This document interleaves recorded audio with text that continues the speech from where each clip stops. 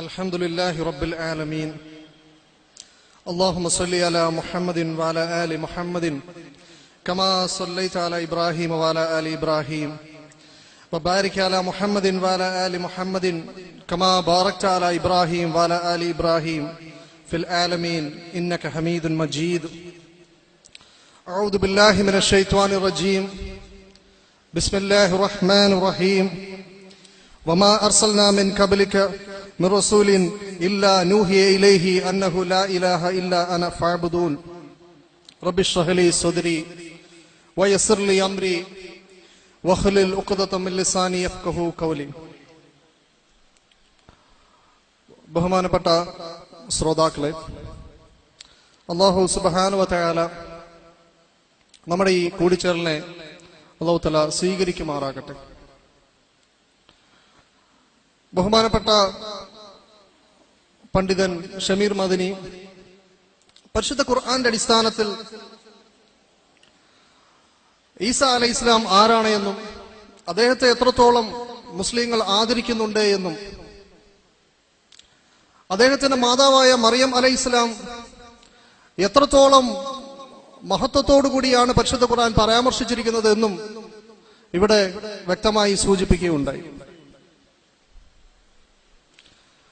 പരിശുദ്ധ ഖുർആനിൽ 25ഓളം ഭാഗത്ത് ബഹുമാനപ്പെട്ട ഈസാ നബി അലൈഹിസ്സലാം അഥവാ യേശു ക്രിസ്തുവിനെ കുറിച്ച് പരാമർശിക്കുന്നുണ്ട്.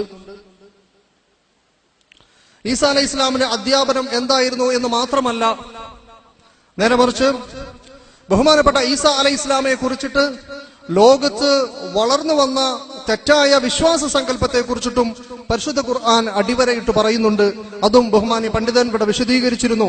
അതിന്റെ ബൈബിൾ മാനങ്ങളോടെ അവതരിപ്പിക്കുകയാണ് എന്റെ വിഷയാവതരണത്തിൽ. ബഹുമാനപ്പെട്ട ഈസാ അലൈഹിസ്സലാം അദ്ദേഹത്തെ കുറിച്ചിട്ട് ബൈബിളും പരിശുദ്ധ ഖുർആനും പൊതുവായി പറയുന്ന ഒരു കാര്യം, റസൂലൻ ഇലാ ബനി ഇസ്രായേൽ അഥവാ യേശുക്രിസ്തു ഇസ്രായേൽ മക്കളിലേക്ക് നിയുക്തനായ മഹാനായ പ്രവാചകനാണ്. അത് മത്തായിയുടെ സുവിശേഷം 15:24 കാണാം. ഇസ്രായേൽ ഗ്രഹത്തിലെ കാണാതെ പോയ ആടുകളിലേക്കല്ലാതെ ഞാൻ അയക്കപ്പെട്ടിട്ടില്ല. ഇങ്ങനെ ധാരാളം പ്രവാചകന്മാരാൽ അനുഗ്രഹീതമായ ഇസ്രായേൽ സമൂഹത്തിലേക്ക് മഹാനായ ഈസാ അലൈഹിസ്സലാം നിയുക്തനായി. പരിശുദ്ധ ഖുർആൻ അവതരിക്കുന്നതിന് ഏതാണ്ട് 6 നൂറ്റാണ്ട് മുമ്പ് അങ്ങനെ ഈസാ അലൈഹിസ്സലാം അവിടെ പ്രബോധനം കഴിഞ്ഞ് അള്ളാഹുലേക്ക് മടക്കപ്പെടുകയും ചെയ്തു. ആ ഈസാ അലൈഹിസ്സലാം നടത്തിയ പ്രബോധനം പിൽക്കാലത്ത് അട്ടിമറിക്കപ്പെടുകയും തെറ്റായ ചില വിശ്വാസ സങ്കല്പത്തിലേക്ക് അഥവാ ഈസാ അലൈഹിസ്സലാം പഠിപ്പിക്കുന്നതിന് ഘടകവിരുദ്ധമായ ചില വിശ്വാസത്തിലേക്ക് എത്തിച്ചേർന്നു എന്നും പരിശുദ്ധ ഖുർആൻ പറയുന്നുണ്ട്. സ്വാഭാവികമായും ഇത് കേൾക്കുന്ന ക്രൈസ്തവ സുഹൃത്തുക്കൾക്ക് ഇതിൽ അല്പം ബുദ്ധിമുട്ടുണ്ടാവുക സ്വാഭാവികമാണ്. കാരണം പരിശുദ്ധ ഖുർആൻ പ്രത്യേകമായി എടുത്തു പറഞ്ഞ വിഷയം ഈസാ അലൈഹിസ്സലാം പ്രവാചകനാണ്, മസീഹാണ്, മഹാനാണ് എന്ന് എടുത്തു പറയുന്നതോടൊപ്പം തന്നെ പറഞ്ഞു ഈസാ അലൈഹിസ്സലാം ഒരിക്കലും ഈസാ അലൈഹിസ്സലാം ഇലാഹാണ്, ദൈവമാണ് എന്ന് പറഞ്ഞിട്ടില്ല. ഈസാ അലൈഹിസ്സലാം പഠിപ്പിച്ച ദൈവത്വം ഏകദൈവത്വമായിരുന്നില്ല. ഈസാ അലൈഹിസ്സലാം അനാദികാലത്തിൽ അള്ളാഹുവിന് ജനിച്ച ഒരു മകനാണ് എന്ന് ഈസാ അലൈഹിസ്സലാം പഠിപ്പിച്ചിട്ടില്ല. ഇങ്ങനെ ക്രിസ്തു മതത്തിന്റെ അടിസ്ഥാനപരമായ പല വിഷയങ്ങളെയും പരിശുദ്ധ ഖുർആൻ ധാരാളമായി പല ഭാഗങ്ങളിലൂടെ എടുത്തു പറയുകയും അത് ഗുരുതരമായ ആരോപണമാണെന്നും അതിൽ വിശ്വസിക്കുന്ന ആളുകൾ പിൻവാങ്ങണമെന്നും ഉണർത്തുകയുണ്ടായി. അതുകൊണ്ട് ബൈബിൾ വായിക്കുകയും പഠിക്കുകയും ചെയ്യുന്ന ഒരു സുഹൃത്തിന് പരിശുദ്ധ ഖുർആനിന്റെ ഈ പരാമർശം വേദന ഉണ്ടാക്കേണ്ടതുണ്ടോ? അദ്ദേഹം യേശുവിനെ തന്നെയാണ് കേന്ദ്രീകരിക്കുന്നതെങ്കിൽ അദ്ദേഹത്തിന് അതിലൊരു ബുദ്ധിമുട്ട് ഉണ്ടാവേണ്ടതുണ്ടോ എന്നാണ് നമ്മൾ ഈ സമയത്ത് പരിശോധിക്കുന്നത്. മഹാനായ ഈസാ അലൈഹിസ്സലാം നിയുക്തമായ ആ സ്ഥലത്തിന്റെ ഒരു മതപരമായ പശ്ചാത്തലം ഞാൻ നിങ്ങളുടെ മുമ്പിൽ ഒന്ന് ചൂണ്ടിക്കാണിക്കുകയാണ്.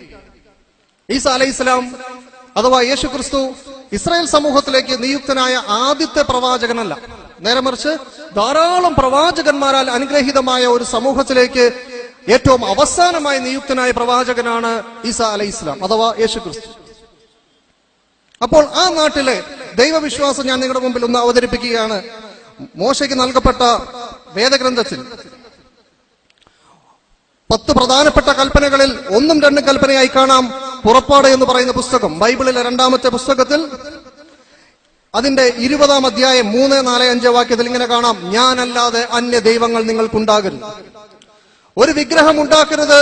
മീതെ സ്വർഗത്തിലെങ്കിലും താഴെ ഭൂമിയിലെങ്കിലും ഭൂമിക്ക് കീഴെ വെള്ളത്തിലെങ്കിലും ഉള്ള യാതൊന്നിന്റെയും പ്രതിമ അരുത്. അവയെ നമസ്കരിക്കുകയോ സേവിക്കുകയോ ചെയ്യരുത്. ഏകനായ ഒരു ദൈവത്തെ കുറിച്ചിട്ടാണ്, ഏകനായ ഒരു സൃഷ്ടാവിനെ കുറിച്ചിട്ടാണ്, ഏകനായ ഒരു പരിപാലകനെ കുറിച്ചിട്ടാണ് മഹാനായ മൂസ അലൈഹിസ്സലാം അഥവാ മോശ പ്രവാചകൻ ആ സമൂഹത്തിന് നൽകിയ ന്യായപ്രമാണം അഥവാ തൗറാത്തിലൂടെ പഠിപ്പിച്ചത് എന്ന് പുറപ്പാട് പുസ്തകത്തിൽ വളരെ വ്യക്തമായി കാണാം. ആ പഠിപ്പിക്കപ്പെട്ട സമൂഹത്തിന് ആ ദൈവം 3 ആണെന്നോ, ആ ദൈവത്തിൽ 3 ആളത്വമുണ്ടെന്നോ, അതിൽ യേശുക്രിസ്തു എന്ന ദൈവമുണ്ടെന്നോ ഒന്നും തന്നെ യാതൊരു തരത്തിലും അറിയില്ലായിരുന്നു എന്നത് എല്ലാവരും അംഗീകരിക്കുന്ന ഒരു യാഥാർത്ഥ്യമാണ്. അപ്പോൾ മഹാനായ മൂസ അലൈഹിസ്സലാം പഠിപ്പിച്ചതായി ഞാൻ പറഞ്ഞ വാക്യം നിങ്ങളുടെ ശ്രദ്ധയിൽപ്പെട്ടുവല്ലോ. ഇനി ഈ ഏകദൈവ വിശ്വാസത്തിന് വിരുദ്ധമായി ഏതെങ്കിലും തരത്തിലുള്ള ഒരു അധ്യാപനം ആ നാട്ടിൽ സ്വീകാര്യമാണോ? അവർക്കറിയില്ല യേശുക്രിസ്തു എന്നൊരു ദൈവത്തെ കുറിച്ചിട്ട്. അവർക്കറിയില്ല അവരുടെ ദൈവത്തിൽ 3 ആളത്വമുണ്ട് എന്ന് അവർക്കറിയില്ല. അവരുടെ ദൈവത്തിന് അനാദികാലത്തിലൊരു പുത്രൻ ജനിച്ചതായി അവർക്കറിയുകയില്ല. ഇനി അങ്ങനെ എന്തെങ്കിലും ഒരു സങ്കല്പം ഇവർ ഈ പഠിപ്പിച്ച മൂസ അലൈഹിസ്സലാം പഠിപ്പിച്ച ഈ ദൈവത്തിൽ നിന്നും വിരുദ്ധമായ ഒരു സങ്കല്പം ആ നാട്ടിൽ എങ്ങനെയെങ്കിലും സ്വീകാര്യമാണോ എന്ന് നമ്മൾ പരിശോധിച്ചാൽ, ആവർത്തന പുസ്തകം, അതായത് മോശ പ്രവാചകൻ എഴുതിയെന്ന് ബൈബിളിന്റെ വായനക്കാർ വിശ്വസിക്കുന്ന ആ പുസ്തകത്തിൽ 5ാമത്തെ പുസ്തകം, ബൈബിളിലെ 5ാമത്തെ പുസ്തകം, ആവർത്തന പുസ്തകത്തിൽ ഇങ്ങനെ കാണാം: നീയോ നിന്റെ പിതാക്കന്മാരോ അറിഞ്ഞിട്ടില്ലാത്ത അന്യദൈവങ്ങളെ നാം ചെന്ന് സേവിക്ക എന്ന് ആരാണ് പറഞ്ഞത്? ശ്രദ്ധിച്ചോണം. എന്ന് നിന്റെ അമ്മയുടെ മകനായ നിന്റെ സഹോദരനോ, നിന്റെ മകനോ, മകളോ, നിന്റെ മാർവിടത്തിലുള്ള ഭാര്യയോ, നിന്റെ പ്രാണസ്നേഹിതനോ രഹസ്യമായി പറഞ്ഞു നിന്നെ വശീകരിക്കാൻ നോക്കിയാൽ, അഥവാ ഇത് മോശ പ്രവാചകൻ പഠിപ്പിച്ച ഈ ദൈവത്തിന് വിരുദ്ധമായോ അല്ലെങ്കിൽ ദൈവത്തിനോട് ചേർത്തുകൊണ്ട് മറ്റൊരു ദൈവത്തെ കുറിച്ചിട്ടോ ഇങ്ങനെ ഒരു മനുഷ്യനുമായി വളരെയധികം ബന്ധമുള്ള ആരെങ്കിലും വന്ന് രഹസ്യമായി ഇവനോട് പറഞ്ഞാൽ അവനോട് യോജിക്കുകയോ അവന്റെ വാക്ക് കേൾക്കുകയോ ചെയ്യരുത്. അവിടെ കൊണ്ട് തീരുന്നില്ല. അവനോട് കനിവ് തോന്നുകയോ അവനോട് ക്ഷമിച്ച് അവനെ ഒളിപ്പിക്കുകയോ ചെയ്യാതെ അവനെ കൊന്നുകളയണം. ആവർത്തന പുസ്തക നിയമമാണ്. ഇനി എങ്ങനെയാണ് കൊല്ലേണ്ടത്? അവനെ കൊല്ലേണ്ടതിന് ആദ്യം നിന്റെ കൈയും പിന്നെ സർവ്വജനത്തിന്റെ കൈയും അവന്റെ മേൽ ചെല്ലണം. അടിമ വീടായ മിസ്രൈം ദേശത്ത് നിന്ന് നിന്നെ കൊണ്ടുവന്ന നിന്റെ ദൈവമായ യഹോവയോട് നിന്നെ അകറ്റിക്കളവാൻ അവൻ അന്വേഷിച്ചത് കൊണ്ട് അവനെ കല്ലെറിഞ്ഞ് കൊല്ലണം. ഇസ്രായേൽ എല്ലാം കേട്ടു ഭയപ്പെടണം.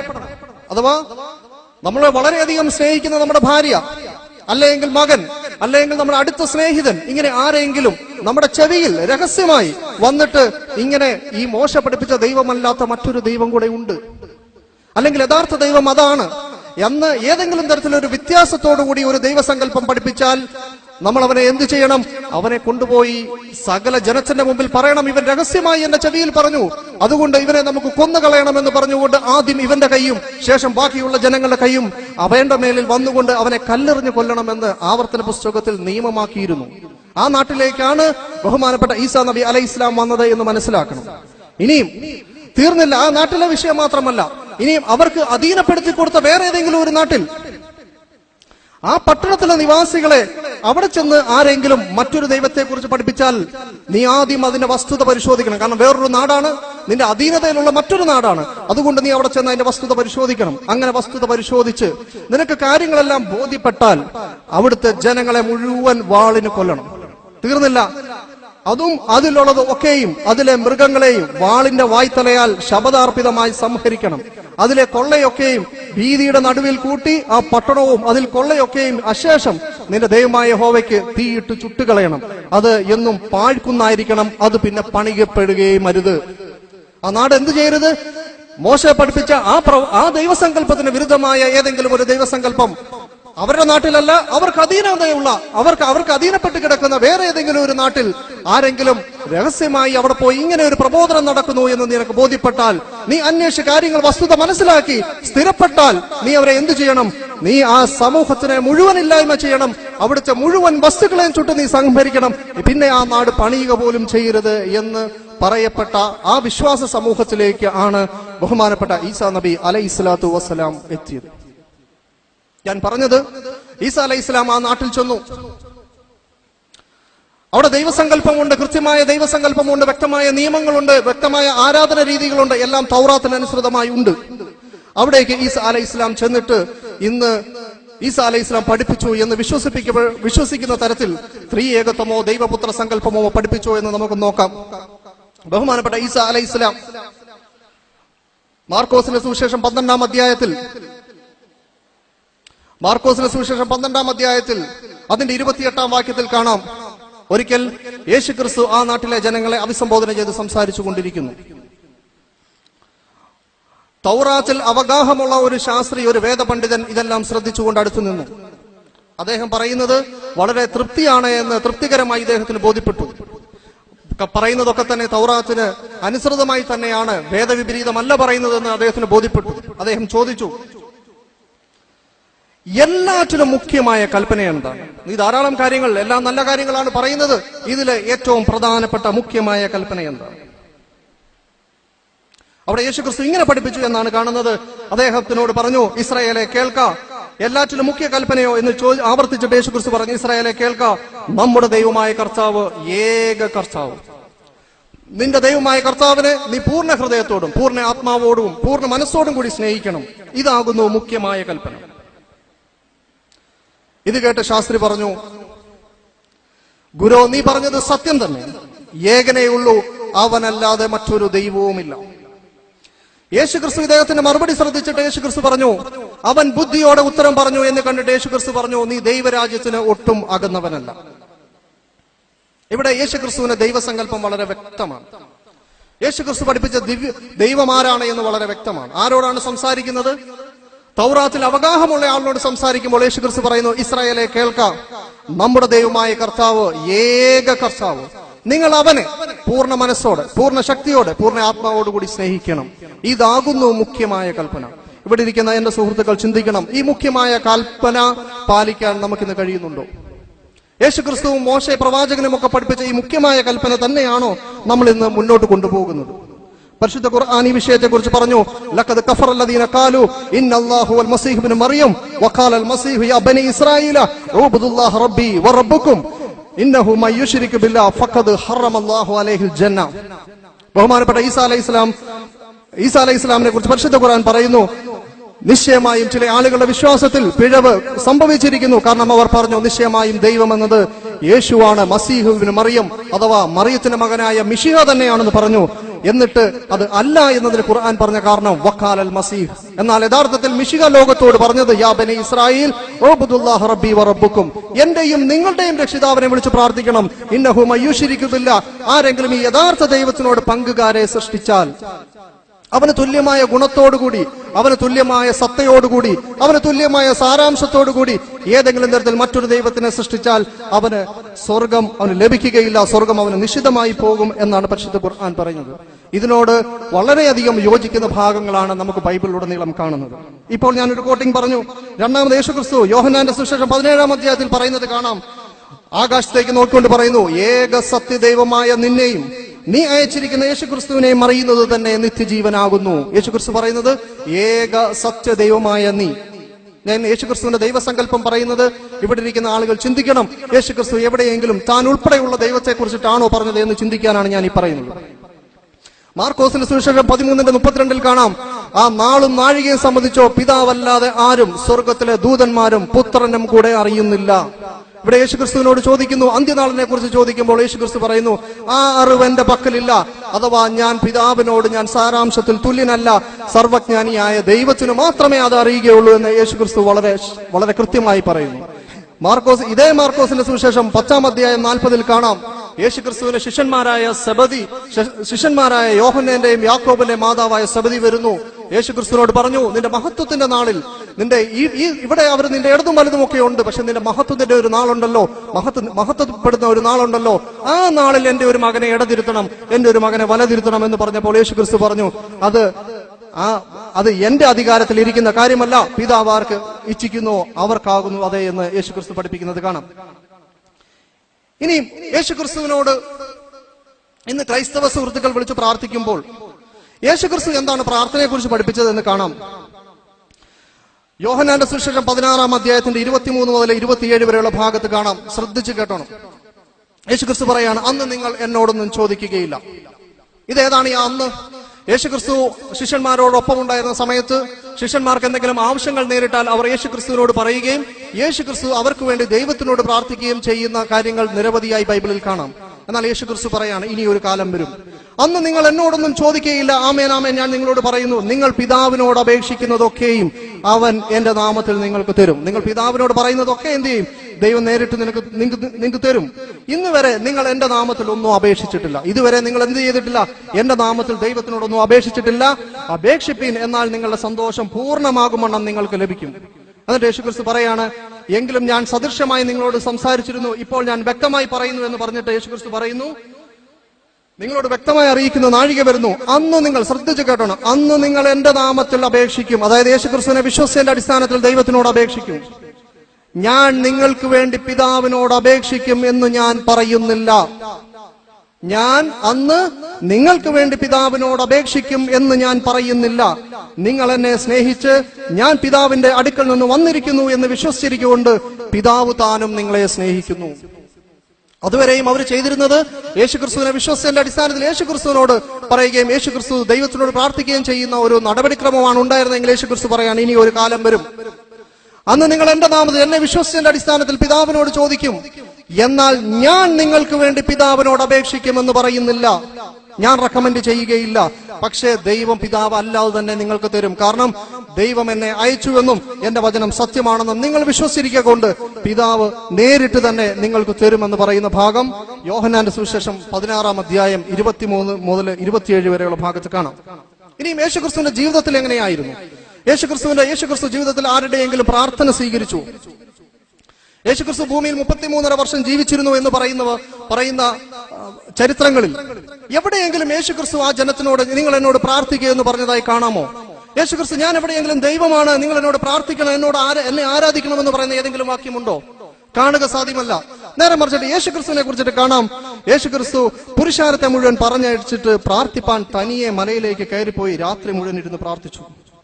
വേറെ സ്ഥലത്ത് കാണാം, ശിശുക്കളെ അവന്റെ അടുക്കൽ കൊണ്ടുപോയി അവൻ അവരുടെ തലയിൽ കൈവച്ച് പ്രാർത്ഥിച്ചു. പിന്നെയും കാണാം, യേശുക്രിസ്തു സ്നാനമേറ്റിട്ട് സ്വർഗത്തിലേക്ക് നോക്കി പ്രാർത്ഥിച്ചു. വീണ്ടും കാണാം, വളരെ പുരുഷാരം വചനം കേൾക്കേണ്ടതിനും തങ്ങളുടെ വ്യാധികൾക്ക് സൗഖ്യം കിട്ടേണ്ടതിനും കൂടി വന്നു. അവനോ നിർജ്ജന പ്രദേശത്തേക്ക് മാറിപ്പോയി പ്രാർത്ഥിച്ചുകൊണ്ടേയിരുന്നു. ഇനിയും കാണാം, ആ കാലത്ത് അവൻ പ്രാർത്ഥിക്കേണ്ടതിന് ഒരു മലയിൽ ചെന്ന് ദൈവത്തോടുള്ള പ്രാർത്ഥനയിൽ രാത്രി കഴിച്ചു. നേരം വെളുത്തപ്പോൾ അവൻ ശിഷ്യന്മാരെ അടുക്ക വിളിച്ച് അവരിൽ 12 പേരെ തെരഞ്ഞെടുത്ത് അവർക്ക് അപ്പോസ്തലന്മാർ എന്ന് പേർ വിളിച്ചു. ഉടനീളം ഈ യേശുക്രിസ്തുവിന്റെ ജീവിതത്തിൽ ഉടനീളം കാണാം, കവിണ് വീണ് പ്രാർത്ഥിച്ചു, രാത്രി പ്രാർത്ഥിച്ചു, ഒറ്റയ്ക്ക് പ്രാർത്ഥിച്ചു, രാത്രി മുഴുവൻ പ്രാർത്ഥിച്ചു, വിയർപ്പ് തുള്ളികൾ രക്തത്തുള്ളികളാവുന്ന രീതിയിൽ പ്രാർത്ഥിച്ചു എന്ന് തുടങ്ങി യേശുക്രിസ്തു നിരന്തരം ഒരു ദൈവത്തോട് പ്രാർത്ഥിച്ചുകൊണ്ടാണ് ഇരിക്കുന്നതെങ്കിൽ ഇന്ന് ബഹുഭൂരിപക്ഷം ജനങ്ങളും യേശുക്രിസ്തുവിനോട് പ്രാർത്ഥിക്കുന്ന ഒരു വിരുദ്ധമായ ഒരു അവസ്ഥയാണ് ഇന്ന് നിലനിൽക്കുന്നത്. ഇനി യേശുക്രിസ്തുവിന്റെ ഒരു പ്രാർത്ഥന കാണാം. യേശുക്രിസ്തു പ്രാർത്ഥിക്കുന്നു, പിതാവേ, സ്വർഗത്തിനും ഭൂമിക്കും കർത്താവായുള്ളവേ, നീ ഇവ ജ്ഞാനികൾക്കും വിവേകികൾക്കും മറിച്ച് ശിശുക്കൾക്ക് വെളിപ്പെടുത്തിയത് കൊണ്ട് ഞാൻ നിന്നെ സ്തുതിക്കുന്നു. ഇവിടെയും യേശുക്രിസ്തു പിതാവിനെ കുറിച്ചിട്ട്, യേശുക്രിസ്തു പിതാവെന്ന് അഭിസംബോധന ചെയ്ത ആ ദൈവത്തിനെ കുറിച്ചിട്ട് പറയുന്നു, സ്വർഗത്തിനും ഭൂമിക്കും കർത്താവായുള്ളവേ. ഇവിടെയെല്ലാം യേശുക്രിസ്തു ദൈവസങ്കല്പം എന്താണെന്ന് അടിവരയിട്ട് പഠിപ്പിക്കുന്നു. ഇനിയും കാണാം, യേശുക്രിസ്തുവിന്റെ കാലഘട്ടത്തിന് ശേഷം അപ്പോസ്തലന്മാരുടെ പ്രാർത്ഥന എന്തായിരുന്നു? അപ്പോസ്തലന്മാരുടെ പ്രാർത്ഥന ശ്രദ്ധിച്ചാൽ നമുക്ക് കാണാം, അപ്പോസ്തല പ്രവൃത്തി 3-ാം അധ്യായം. അപ്പോസ്തലന്മാരെന്ന് പറഞ്ഞാൽ യേശുക്രിസ്തു തെരഞ്ഞെടുത്ത് ലോകത്തിലേക്ക് പ്രബോധനത്തിന് അയച്ച സംഘം. എന്താണ് യേശുക്രിസ്തുവിനെ കുറിച്ച് ധരിച്ചത് എന്ന് കാണാം. അപ്പോസ്തല പ്രവൃത്തി 3:13 കാണാം, അബ്രഹാമിന്റെയും ഇസഹാക്കിന്റെയും യാക്കോബിന്റെയും ദൈവം, നമ്മുടെ പിതാക്കന്മാരുടെ ദൈവം തന്നെ ദൈവം തന്നെ തന്റെ പരിശുദ്ധ ദാസനായ യേശുവിനെ മഹത്വപ്പെടുത്തി. അവർ മനസ്സിലാക്കിയത് യേശുക്രിസ്തു ദൈവമാണെന്നല്ല, അബ്രഹാമിന്റെയും ഇസഹാക്കിന്റെയും യാക്കോബിന്റെയും ദൈവം അവിടുത്തെ പരിശുദ്ധ ദാസനായ യേശുവിനെ മഹത്വപ്പെടുത്തി. ഇതേ അപ്പോസ്തലന്മാരുടെ പ്രാർത്ഥന അപ്പോസ്തല പ്രവൃത്തി 4-ാം അധ്യായത്തിലും കാണാം. അവിടെ ഇവർ കാണാം, ആകാശവും ഭൂമിയും സമുദ്രവും അവയിലുള്ള സകലവും ഉണ്ടാക്കിയ നാഥ എന്ന് ദൈവത്തിനെ വിളിച്ചിട്ട് കാണാം. എന്നാൽ നിന്റെ ദാസനായ ദാവീദ് മുഖാന്തരം പരിശുദ്ധാത്മാവിനെ അരുളി ചെയ്തവനെ, നീ അഭിഷേകം ചെയ്ത യേശു എന്ന നിന്റെ പരിശുദ്ധ ദാസന് വിരോധമായി ഇവിടെയും കാണാം, ആകാശവും ഭൂമിയും സമുദ്രവും അവയിലുള്ള സർവ്വതും സൃഷ്ടിച്ച നാഥൻ വേറെയാണ്. എന്നാൽ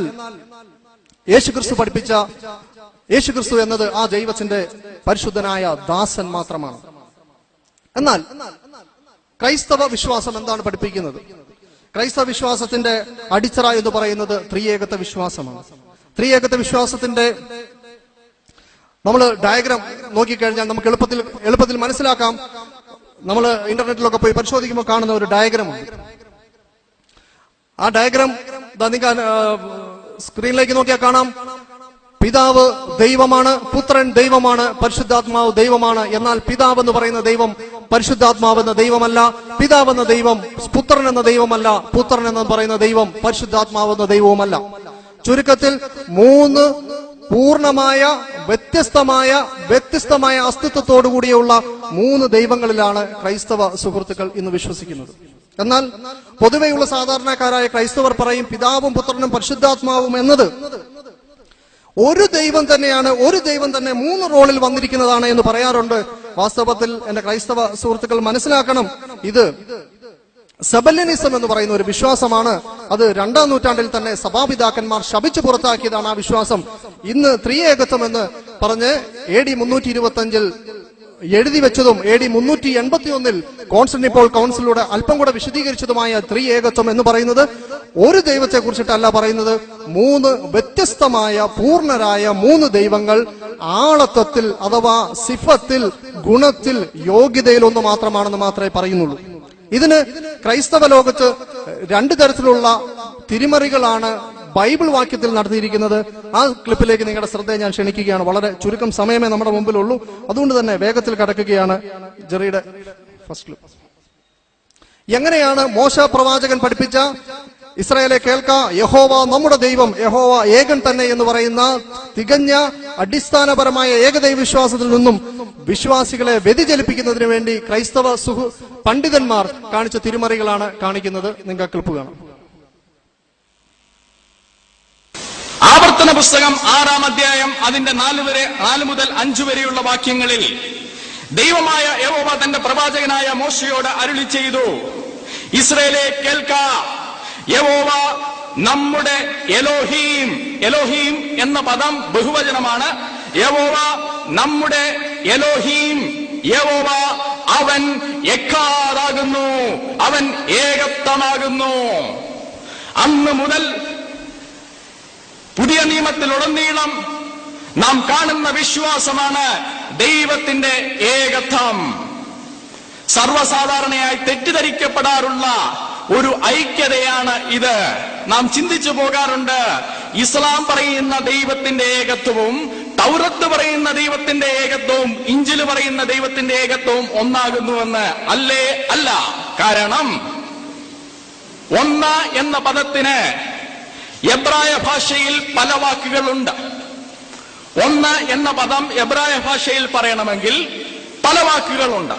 എക്കാദ് എന്നുള്ള പദമുണ്ട്, യാക്കീദ് എന്നുള്ള പദമുണ്ട്. എക്കാദ് എന്നുള്ള പദത്തിന്റെ അർത്ഥം ബഹുത്വത്തിൽ ഏകത്വമാണ്. ബഹുത്വത്തിൽ ഏകത്വമായിരിക്കുന്നതിനെയാണ് എക്കാദ് എന്നുള്ള പദം കൊണ്ട് എബ്രായ ഭാഷയിൽ പറയുന്നത്. ഉദാഹരണങ്ങൾ: ഉൽപ്പത്തി പുസ്തകം 2:24. ഇവിടെ നിങ്ങൾ ശ്രദ്ധിച്ചിട്ടുണ്ടെങ്കിൽ മനസ്സിലാവും, രണ്ടു തരത്തിലുള്ള മാറ്റങ്ങളാണ് അദ്ദേഹം വരുത്തിയത്. ഒന്ന്, ദൈവം എന്ന് പറഞ്ഞിരിക്കുന്ന പദം ബഹുവചനത്തിലാണ് ഹീബ്രുവിൽ ഉപയോഗിച്ചിരിക്കുന്നത്. അത് ഏലോഹിമാണ് എന്ന് വെച്ചാൽ അതിന്റെ അർത്ഥം ഒന്നിലധികം ദൈവങ്ങളെ സൂചിപ്പിക്കുന്ന പദമാണ്. രണ്ട്, ഇസ്രായേലെ കേൾക്ക, യഹോവ നമ്മുടെ ദൈവം എന്നത് അപ്പോൾ ദൈവങ്ങൾ എന്നും വ്യാഖ്യാനിക്കാൻ പറ്റുന്ന അവസ്ഥയിലേക്ക് എത്തിച്ചു. രണ്ടാമത് പറയുന്നു യഹോവ ഏകൻ തന്നെ എന്ന് പറയുന്ന ഏകൻ യക്കാദ് എന്ന് പറഞ്ഞ പദമാണ് ഉപയോഗിക്കുന്നത്. യക്കാദ് എന്ന് പറഞ്ഞാൽ ബഹുത്വമുള്ള ഏകത്വമാണ്, അഥവാ ഒന്നിലധികം ആളുകളുള്ള ഒരു ഏകത്വം. ഏതുപോലെ? ഒരു കൂട്ടം ജനം എന്ന് പറയുന്നത് പോലെ, അല്ലെങ്കിൽ ഒരു മുന്തിരിക്കുല എന്ന് പറയുന്നത് പോലെയുള്ള ഒരു കൂട്ടം, ഒന്നിലധികം ആളുകൾ അടങ്ങിയിട്ടുള്ള ബഹുത്വമുള്ള ഏകത്വമാണെന്നാണ് അദ്ദേഹം പറയുന്നത്. എന്നാൽ ഈ ബൈബിൾ തന്നെ പരിശോധിച്ചാൽ നമുക്ക് കാണാം, പുറപ്പാടിന്റെ പുസ്തകം 9:7, 2 ശമൂവേൽ 13:30 എല്ലാം എന്ന് മാത്രമല്ല ഒരു 100ഓളം ഭാഗത്ത് ഈ യക്കാദ് എന്ന് പറഞ്ഞ പദം ഉപയോഗിച്ചിട്ടുണ്ട്.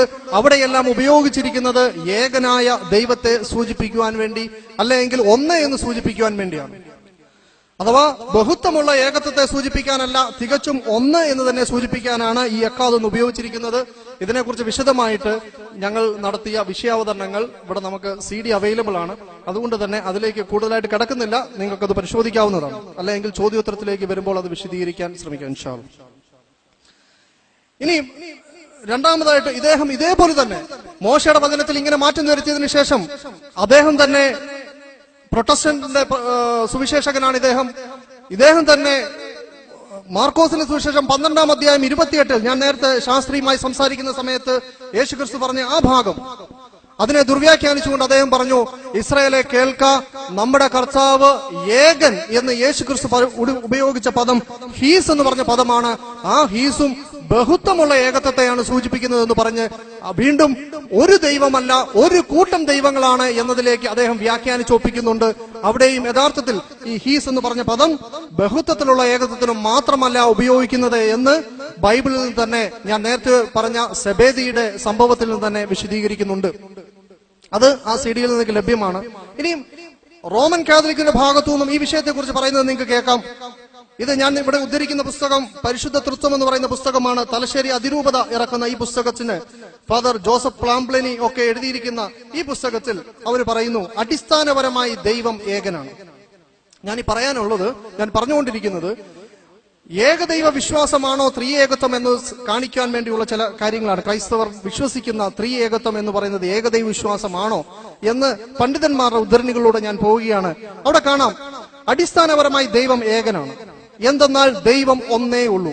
പഴയ നിയമത്തിന്റെയും യഹൂദരുടെയും മുസ്ലിങ്ങളുടെയും വിശ്വാസം ഇതാണ്. പൊതുവെ ക്രൈസ്തവരുടെയും വിശ്വാസം ഇതാണ്. എങ്ങനെ?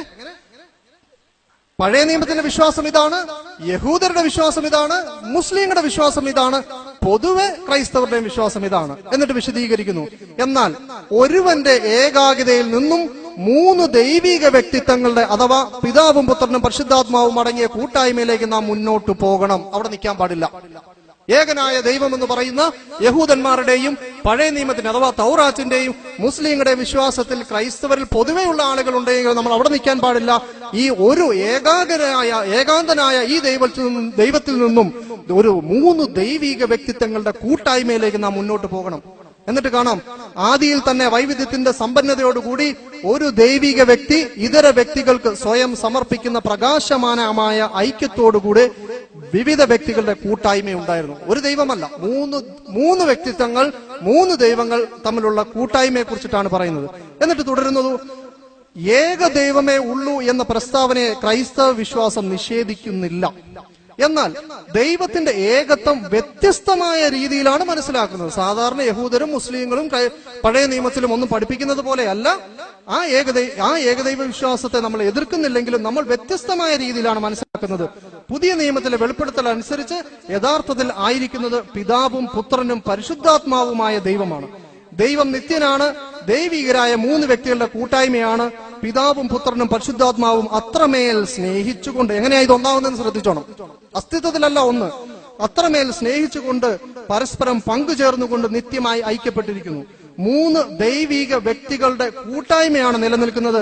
ഈ കൂട്ടായ്മ ഏകദൈവമാകത്തക്ക രീതിയിൽ അത്ര അഗാധവും അടിസ്ഥാനപരവുമാണ്. 3 ദൈവങ്ങൾ എന്ത് ചെയ്തിരിക്കുന്നു? നല്ല കൂട്ടായ്മയിൽ സഹവസിക്കുന്നു എന്നാണ് ഇവർ പറയുന്നത്. ഈ പുസ്തകത്തിൽ ധാരാളം ഉദ്ധരണികളുണ്ട്. അതിലെ ഒരു ഉദ്ധരണി കൂടെ മാത്രം പറഞ്ഞുകൊണ്ട് ഞാൻ വിഷയത്തിൽ നിന്ന് മാറുകയാണ്. ഇതേ പുസ്തകത്തിന്റെ 65-66 പേജുകളിൽ കാണാം, 3 ത്രിയേകത്വത്തിന്റെ മഹത്വം പറയുകയാണ്. 3 വ്യക്തികൾ എന്നാൽ ഒരേ സ്നേഹം, 3 അനന്യരായവർ എന്നാൽ ഒരേ കൂട്ടായ്മ.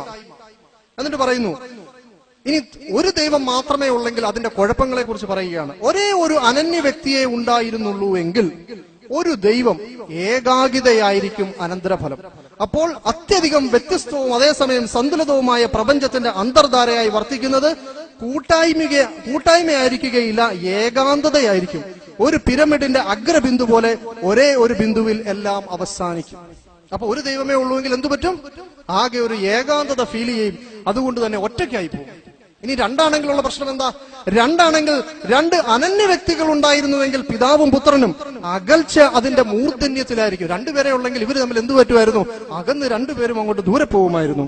ഒരാൾ മറ്റൊരാളിൽ നിന്നും തികച്ചും വ്യത്യസ്തമായിരിക്കും. അപ്പോൾ സംലയനം ഉണ്ടാവില്ല, ഇവർ തമ്മിലൊരു സ്നേഹം ഉണ്ടാവുകയില്ല, ഒന്ന് മറ്റൊന്നായിരിക്കുകയില്ല. അതിനാൽ പിതാവും പുത്രനും തമ്മിൽ ഐക്യവും ഉണ്ടായിരിക്കുകയില്ല.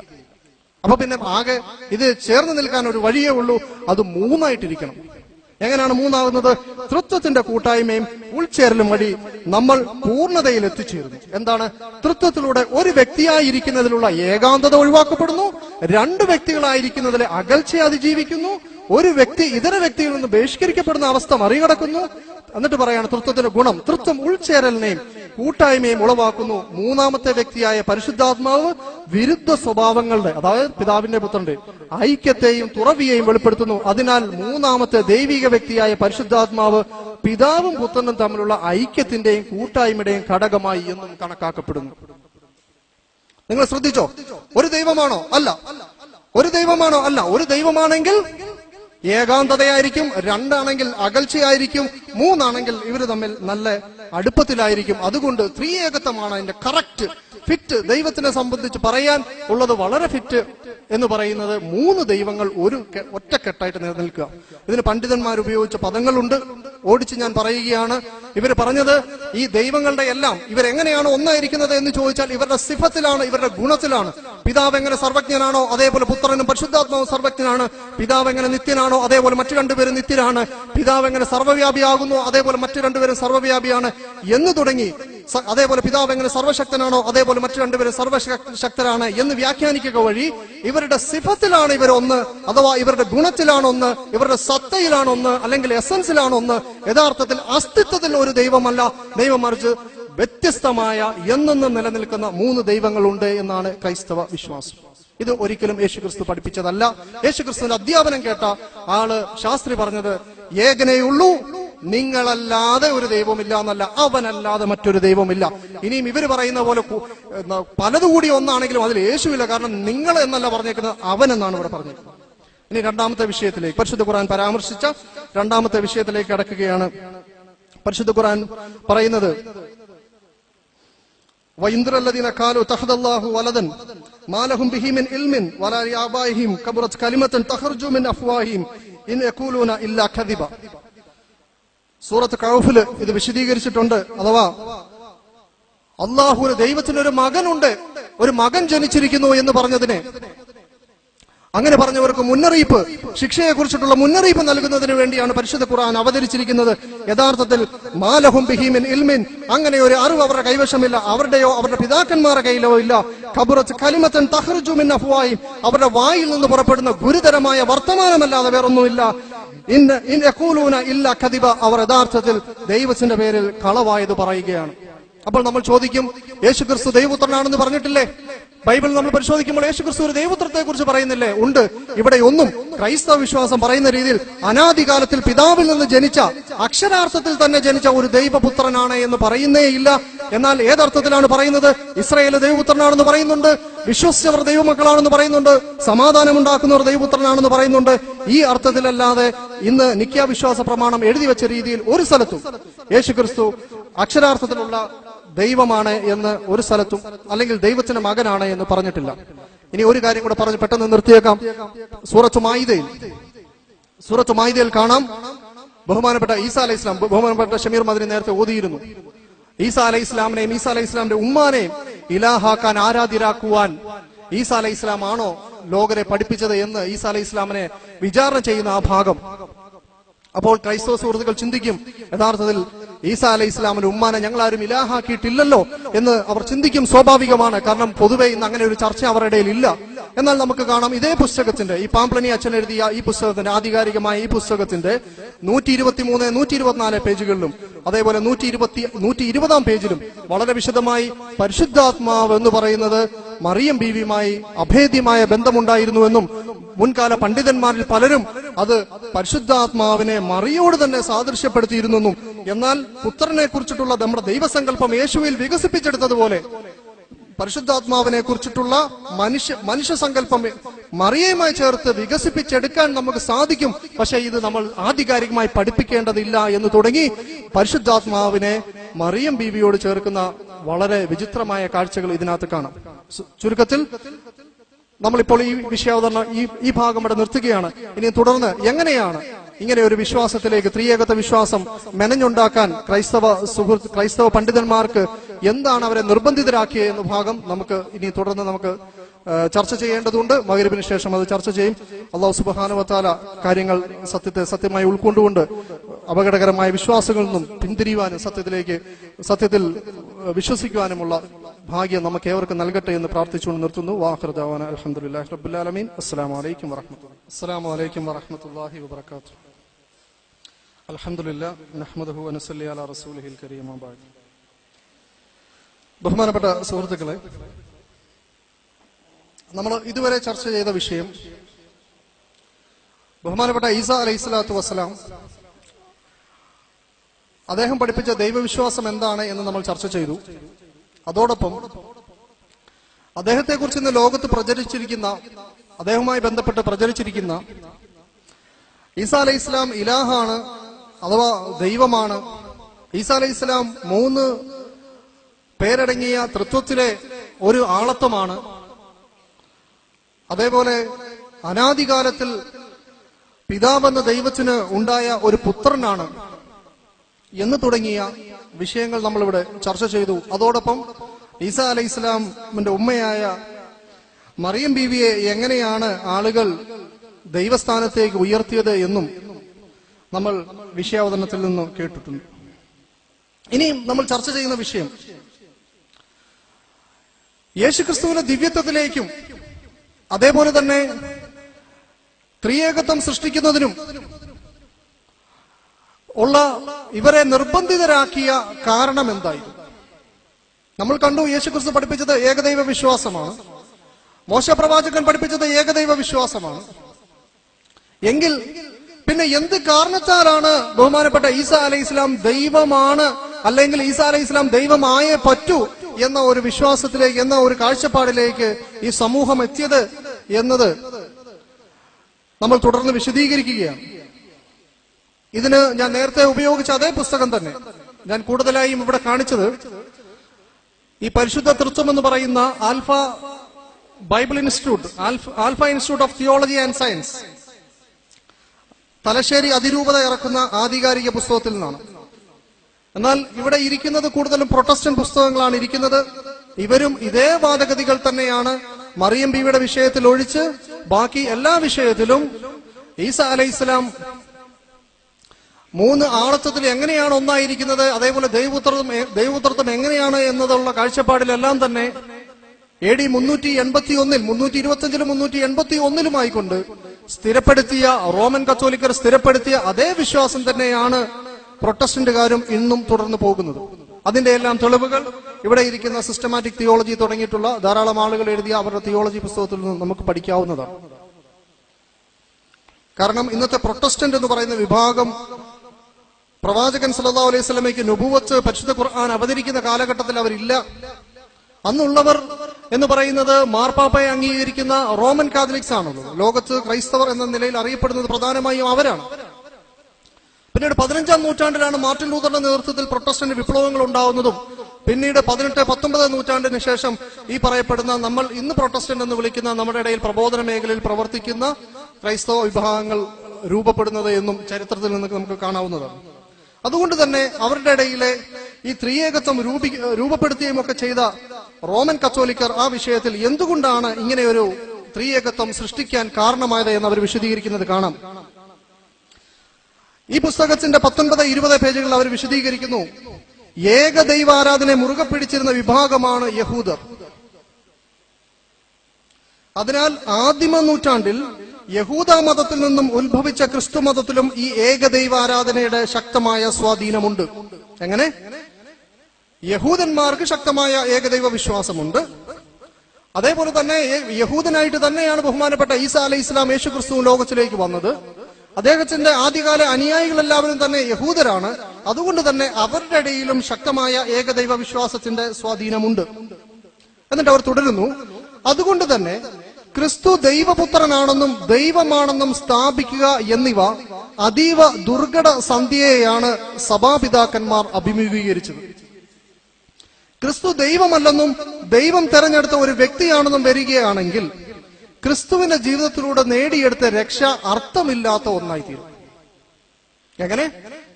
ഏകനായ ഒരു ദൈവമാണ് എന്നും ആ ദൈവം തെരഞ്ഞെടുത്ത് ലോകത്തിലേക്ക് അയച്ച പ്രവാചകനാണ് യേശുക്രിസ്തു എന്നും വിശ്വസിച്ചുകൊണ്ട് ആ യേശുവിലുള്ള രക്ഷയാണ് ഒരാൾ പിന്തുടരുന്നതെങ്കിൽ യഥാർത്ഥത്തിൽ അതൊരു അർത്ഥമില്ലാത്ത ഒന്നായി തീരും. കാരണം ഒരു സൃഷ്ടി മറ്റൊരു സൃഷ്ടിയുടെ രക്ഷ സാധ്യമാക്കുന്നത് എങ്ങനെ? അവർ ചിന്തിക്കാൻ തുടങ്ങി, ഒരു സൃഷ്ടി എങ്ങനെയാണ് മറ്റൊരു സൃഷ്ടിയുടെ രക്ഷയ്ക്ക് കാരണമാകുക? അപ്പൊ പിന്നെ ഈ സൃഷ്ടി എന്തായിരിക്കണം? അത് ദൈവമായിരിക്കണം, അല്ല എങ്കിൽ ദൈവതുല്യനായിരിക്കണം. എന്നാൽ എന്താ പ്രശ്നം? വീണ്ടും ക്രിസ്തു ദൈവമാണെന്ന് സ്ഥാപിക്കാൻ ശ്രമിച്ചാൽ ഏകദൈവ ആരാധനയിൽ നിന്നുള്ള അകൽച്ചയായിരിക്കും ഫലം. ഈ യാഥാർത്ഥ്യം ഉൾക്കൊണ്ടുകൊണ്ട് ഒരു ക്രൈസ്തവ ആള് പറയുകയാണ് യേശു ക്രിസ്തുവും ദൈവമാണ് എന്ന് പറഞ്ഞാൽ എന്തു പറ്റും? ഏകദൈവ ആരാധനയിൽ നിന്നും പുറത്തു പോകും. അതുകൊണ്ട് ക്രിസ്തു ദൈവമാണെന്നും എങ്കിലും ദൈവവും ക്രിസ്തുവും രണ്ടല്ല, ഏകദൈവസത്തയിലെ രണ്ട് വ്യക്തിപ്രഭാവങ്ങളാണെന്നും സ്ഥാപിക്കേണ്ട ആവശ്യകതയിൽ നിന്നുമാണ് സഭാപിതാക്കന്മാരുടെ പരിശുദ്ധ തൃത്വത്തെക്കുറിച്ചുള്ള ചിന്തകൾ ആരംഭിക്കുന്നത്. എങ്ങനെ? എവിടുന്ന് തുടങ്ങിയതാ? യേശുക്രിസ്തു പഠിപ്പിച്ചിട്ട് പോയപ്പോൾ മനസ്സിലായതാണോ? ആണോ? അല്ല. യേശുക്രിസ്തുവിലൂടെയുള്ള രക്ഷയിൽ വിശ്വസിച്ചു. അപ്പോൾ ഈ യേശുക്രിസ്തു ആരായിരിക്കണം? വെറും ഒരു സൃഷ്ടിയായാൽ പറ്റില്ല. കാരണം ഒരു സൃഷ്ടി മറ്റൊരു സൃഷ്ടിയെ രക്ഷിക്കാൻ സാധിക്കുകയില്ല. അപ്പോൾ ഈ സൃഷ്ടി ദൈവമായിരിക്കണം. അപ്പോൾ പ്രശ്നം എന്താണ്? അപ്പോൾ രണ്ട് ദൈവമായി, ക്രിസ്തുവും ദൈവവും, ക്രിസ്തു പ്രാർത്ഥിച്ച ദൈവവും മറ്റൊരു ദൈവം. ഇത് പ്രതിസന്ധി ഉണ്ടാക്കും. കാരണം എന്ന് വെച്ച് കഴിഞ്ഞാൽ ഇതിനകത്ത് ശക്തമായ സ്വാധീനം ഏകദൈവാരാധനയുടെ ആളുകൾക്കാണ് പാരമ്പര്യം തുടക്കം മുതലുള്ളവർ. അപ്പോൾ ക്രിസ്തു ദൈവമാണെന്നും സ്ഥാപിക്കണം. എന്നാൽ ആ ദൈവം ഈ രണ്ടുപേരും രണ്ട് ദൈവങ്ങളല്ല എന്ന് വരുത്തി തീർക്കുകയും ചെയ്യണം. ഈ ഒരു അവസ്ഥയിൽ നിന്നിട്ടാണ് ഹോളി ട്രിനിറ്റി എന്ന് പറയുന്ന ഈ വിഷയത്തിലേക്ക്, അഥവാ ആളത്തം മൂന്നുണ്ടെങ്കിലും സാരാംശത്തിൽ ഒന്നാണ് എന്ന് ഏറ്റവും അവസാന നിർവചനത്തിൽ ഒപ്പിച്ച ഈ ഒരു വിശ്വാസത്തിലേക്ക് അവർക്ക് എത്തേണ്ടി വന്നു. ഇനി എന്താണ് ക്രൈസ്തവർക്ക് യേശുവിലൂടെയുള്ള രക്ഷ? അപ്പൊ ആ രക്ഷയിലൂടെയാണ് യഥാർത്ഥത്തിൽ ഇവർക്ക് യേശുക്രിസ്തുവിനെ ദൈവമാക്കേണ്ടി വന്നതും, അങ്ങനെ രണ്ട് ദൈവമല്ല രണ്ടുപേരുണ്ടെങ്കിലും ഒരു ദൈവമാണെന്നും ഒക്കെ ഇങ്ങനെ മനുഷ്യന് മനസ്സിലാകാൻ പറ്റാത്ത പുതിയ ചിന്താഗതികൾ ഇവർക്ക് ദൈവശാസ്ത്ര വിഷയത്തിൽ രൂപപ്പെടുത്തേണ്ടി വന്നത് എന്നവർ പറഞ്ഞു. ഇനി എന്താണ് ഈ ഒരു ദൈവവിശ്വാസം? ഈ രക്ഷാമാർഗം എന്താണ്? യേശുക്രിസ്തുവിലൂടെ പഠിപ്പിക്കപ്പെട്ട രക്ഷാമാർഗം എന്താണ്? നീട്ടി വിശദീകരിച്ച് പറയാൻ നേരമില്ല. എങ്കിലും ക്രൈസ്തവ ലോകം അംഗീകരിക്കുന്ന ബൈബിളിന്റെ അതിലെ പ്രധാനപ്പെട്ട പുസ്തകമായ പൗലോസ് ഗലാത്യർക്ക് എഴുതിയ ലേഖനത്തിൽ യേശുക്രിസ്തു ജീവിതകാലത്ത് തെരഞ്ഞെടുത്ത അപ്പോസ്തലനല്ല പൗലോസ്. എങ്കിലും പിൽക്കാലത്ത് അദ്ദേഹത്തിനൊരു ദർശനമുണ്ടാകുകയും യേശുക്രിസ്തു അദ്ദേഹത്തെ തെരഞ്ഞെടുത്തു എന്ന് അദ്ദേഹം അവകാശപ്പെടുകയും അത് ക്രൈസ്തവർ വിശ്വസിക്കുകയും ചെയ്യുന്നു. ആ പൗലോസ് പറഞ്ഞു യേശുക്രിസ്തുവിന്റെ രക്ഷാപദ്ധതി എന്തായിരുന്നു? ഗലാത്യ ലേഖനം 3-ാം അധ്യായത്തിലേക്ക് കിടക്കുമ്പോൾ അദ്ദേഹം വിശദീകരിച്ച ഒരു ഫോർമുല ഞാൻ ബൈബിൾ ഭാഷയിലല്ല, ഞാൻ നിങ്ങൾക്ക് മനസ്സിലാകുന്ന ഒരു ഭാഷയിൽ വിശദീകരിക്കാം. ചോദ്യോത്തര വേളയിൽ അങ്ങനെ അല്ല എന്ന് പറഞ്ഞാൽ ഞാൻ തെളിവ് ഉദ്ധരിക്കുകയും ചെയ്യാം. അദ്ദേഹം പറഞ്ഞ സിദ്ധാന്തം ഇങ്ങനെയാണ്: ആദം പാപം ചെയ്തു, ആ പാപം സകല മനുഷ്യരിലേക്കും വ്യാപിച്ചു. അങ്ങനെ മനുഷ്യരെല്ലാം പാപികളായി മുന്നോട്ട് പോകുന്ന അവസ്ഥയിൽ ദൈവം അബ്രഹാമിനെ തെരഞ്ഞെടുത്തു. അവിടെ തെരഞ്ഞെടുത്തപ്പോൾ ഇങ്ങനെയാണ്: അബ്രഹാമിനും അവന്റെ സന്തതിക്കും വാഗ്ദത്തം ലഭിച്ചു. പൗലോസ് വ്യാഖ്യാനിക്കുന്നു, ഈ സന്തതി എന്ന് പറയുന്നത് യേശുവാണ്. അബ്രഹാമിനും അവന്റെ സന്തതിക്കും ലഭിച്ച വാഗ്ദാനം എന്ന് പറയുന്നിടത്ത് സന്തതി എന്ന ഒരു ഏകവചനമാണ് ഉപയോഗിച്ചിരിക്കുന്നത്. അതുകൊണ്ട് തന്നെ ധാരാളം സന്തതികളെ അല്ല അവിടെ സൂചിപ്പിക്കുന്നത്, ഒരു സന്തതിയെയാണ്. ആ സന്തതി യേശുവാണ്. ഒന്നാമത്തെ ലെവൽ മനസ്സിലായല്ലോ. ഒന്നാമത്തെ ഒരു ലെവൽ ദൈവത്തിന്റെ വാഗ്ദാനം അബ്രഹാമിനും അവന്റെ സന്തതിക്കും. ഈ സന്തതി യേശുവാണ്. രണ്ടാമത് അദ്ദേഹം പറയുന്നു, ഇങ്ങനെ വാഗ്ദത്തം കൊടുത്തിരിക്കുന്ന സന്ദർഭത്തിലാണ് രണ്ടാമത് മൂസ അലൈഹി ഇസ്ലാമിന് അഥവാ മോശയ്ക്ക് ന്യായപ്രമാണം നൽകപ്പെട്ടത്. ന്യായപ്രമാണത്തിന്റെ പ്രത്യേകത എന്ന് പറഞ്ഞാൽ ധാരാളം നിയമങ്ങൾ ഉള്ളതാണ്. ആ നിയമം ആരെങ്കിലും അനുസരിച്ചില്ലെങ്കിൽ അവൻ പാപിയായി തീരും, ശാപത്തിനിരയായി തീരും എന്ന് തൗറാത്തിന്റെ ഭാഗത്തുണ്ട്. അപ്പോൾ ഒരു നിയമം അനുസരിക്കുന്ന ഒരു മനുഷ്യൻ മറ്റൊരു നിയമത്തിൽ തെറ്റിയാൽ അവൻ ശപിക്കപ്പെട്ടവനായി തീരും. എന്നാൽ ന്യായപ്രമാണത്തിൽ വേറെ പശ്ചാത്താപത്തിന്റെ ധാരാളം വഴികളുണ്ട്. എങ്കിലും പൗലോസ് പറയുന്നത് ഇങ്ങനെയാണ്: അതിനുശേഷം അദ്ദേഹം പറയുന്നു, ആദ്യമേ അബ്രഹാമിനും അവന്റെ സന്തതിക്കും ഒരു വാഗ്ദത്തം നൽകിയതിനു ശേഷമാണ് മോശയ്ക്ക് ഇങ്ങനെ ഒരു ന്യായപ്രമാണം നൽകിയത്. അതുകൊണ്ട് തന്നെ രണ്ടാമത് നൽകിയ ഈ നിയമം ആദ്യം നൽകിയ നിയമത്തിനെ അസാധുവാക്കുന്നില്ല. മനസ്സിലാവുന്നുണ്ടോ? ഞാനിത് ബൈബിൾ വായിച്ചാൽ ഇതിനെക്കാട്ടിൽ കഠിനമായിരിക്കും. ആദ്യം അബ്രഹാമിനും അവന്റെ സന്തതിക്ക് വാഗ്ദത്തങ്ങൾ, സന്തതി എന്ന് പറയുന്നത് യേശുവാണ്. ആ വാഗ്ദത്തം നിലനിൽക്കെയാണ് മോശയ്ക്ക് ന്യായപ്രമാണം കൊടുത്തത്. അതുകൊണ്ട് തന്നെ രണ്ടാമത് കൊടുത്ത ഈ നിയമം ആദ്യം കൊടുത്ത വാഗ്ദത്തത്തിന് എതിരല്ല. പിന്നെയോ ഈ ആദ്യത്തെ വാഗ്ദാനമായ യേശു വരെ മനുഷ്യരെ നയിച്ചുകൊണ്ട് പോവുക എന്ന താൽക്കാലിക റോള് മാത്രമേ തോറയ്ക്കുള്ളൂ, ന്യായപ്രമാണത്തിനുള്ളൂ. അഥവാ ബൈബിൾ ഭാഷയിൽ പറഞ്ഞാൽ ശിശുപാലകനാണ്, അല്ല എങ്കിൽ ഒരു കുട്ടിയെ നോക്കുന്ന ഒരു കെയർ ടേക്കറാണ്. അഥവാ യേശു വരെ മനുഷ്യരെ കൊണ്ടുപോകുക എന്ന പദ്ധതി മാത്രമാണ് തോറയ്ക്കുള്ളൂ. മനസ്സിലാവുന്നുണ്ടാവും. ഇനിയും അത് എങ്ങനെയാണ് ഈ തോറ കൊണ്ടുപോകുന്നത് അദ്ദേഹം വിശദീകരിക്കുന്നത്, തോറ അനുസരിക്കുന്ന ആളുകൾ എല്ലാ നിയമങ്ങളും അനുസരിക്കാൻ പറ്റാതെ തെറ്റുകൾ ചെയ്യുകയും പാപികളാവുകയും പാപം ചെയ്യുന്നവർ ശാപത്തിലാവുകയും ചെയ്യും. അപ്പോൾ ന്യായപ്രമാണം യേശുക്രിസ്തു വരെ മനുഷ്യരെ കൊണ്ടുപോയത് പാപത്തിനും ശാപത്തിനും കീഴിലാണ്. എന്നിട്ട് അദ്ദേഹം പറഞ്ഞു, നേരത്തെ ഷമീർ മദനി പറഞ്ഞതുപോലെ, ഇങ്ങനെ തോറയുടെ കീഴിൽ ശപിക്കപ്പെട്ടിരുന്ന ആളുകളെ രക്ഷിക്കുന്നതിന് വേണ്ടി യേശുക്രിസ്തു തന്നെ മരത്തിൽ തൂക്കപ്പെടുന്നവൻ ശപിക്കപ്പെട്ടവൻ എന്ന തോറയുടെ നിയമപ്രകാരം സ്വയം ശാപമായി തീർന്നു. ആര് ശാപമായി തീർന്നു? യേശുക്രിസ്തു ദൈവത്തിന് മുമ്പിൽ ശപിക്കപ്പെട്ടവനായി.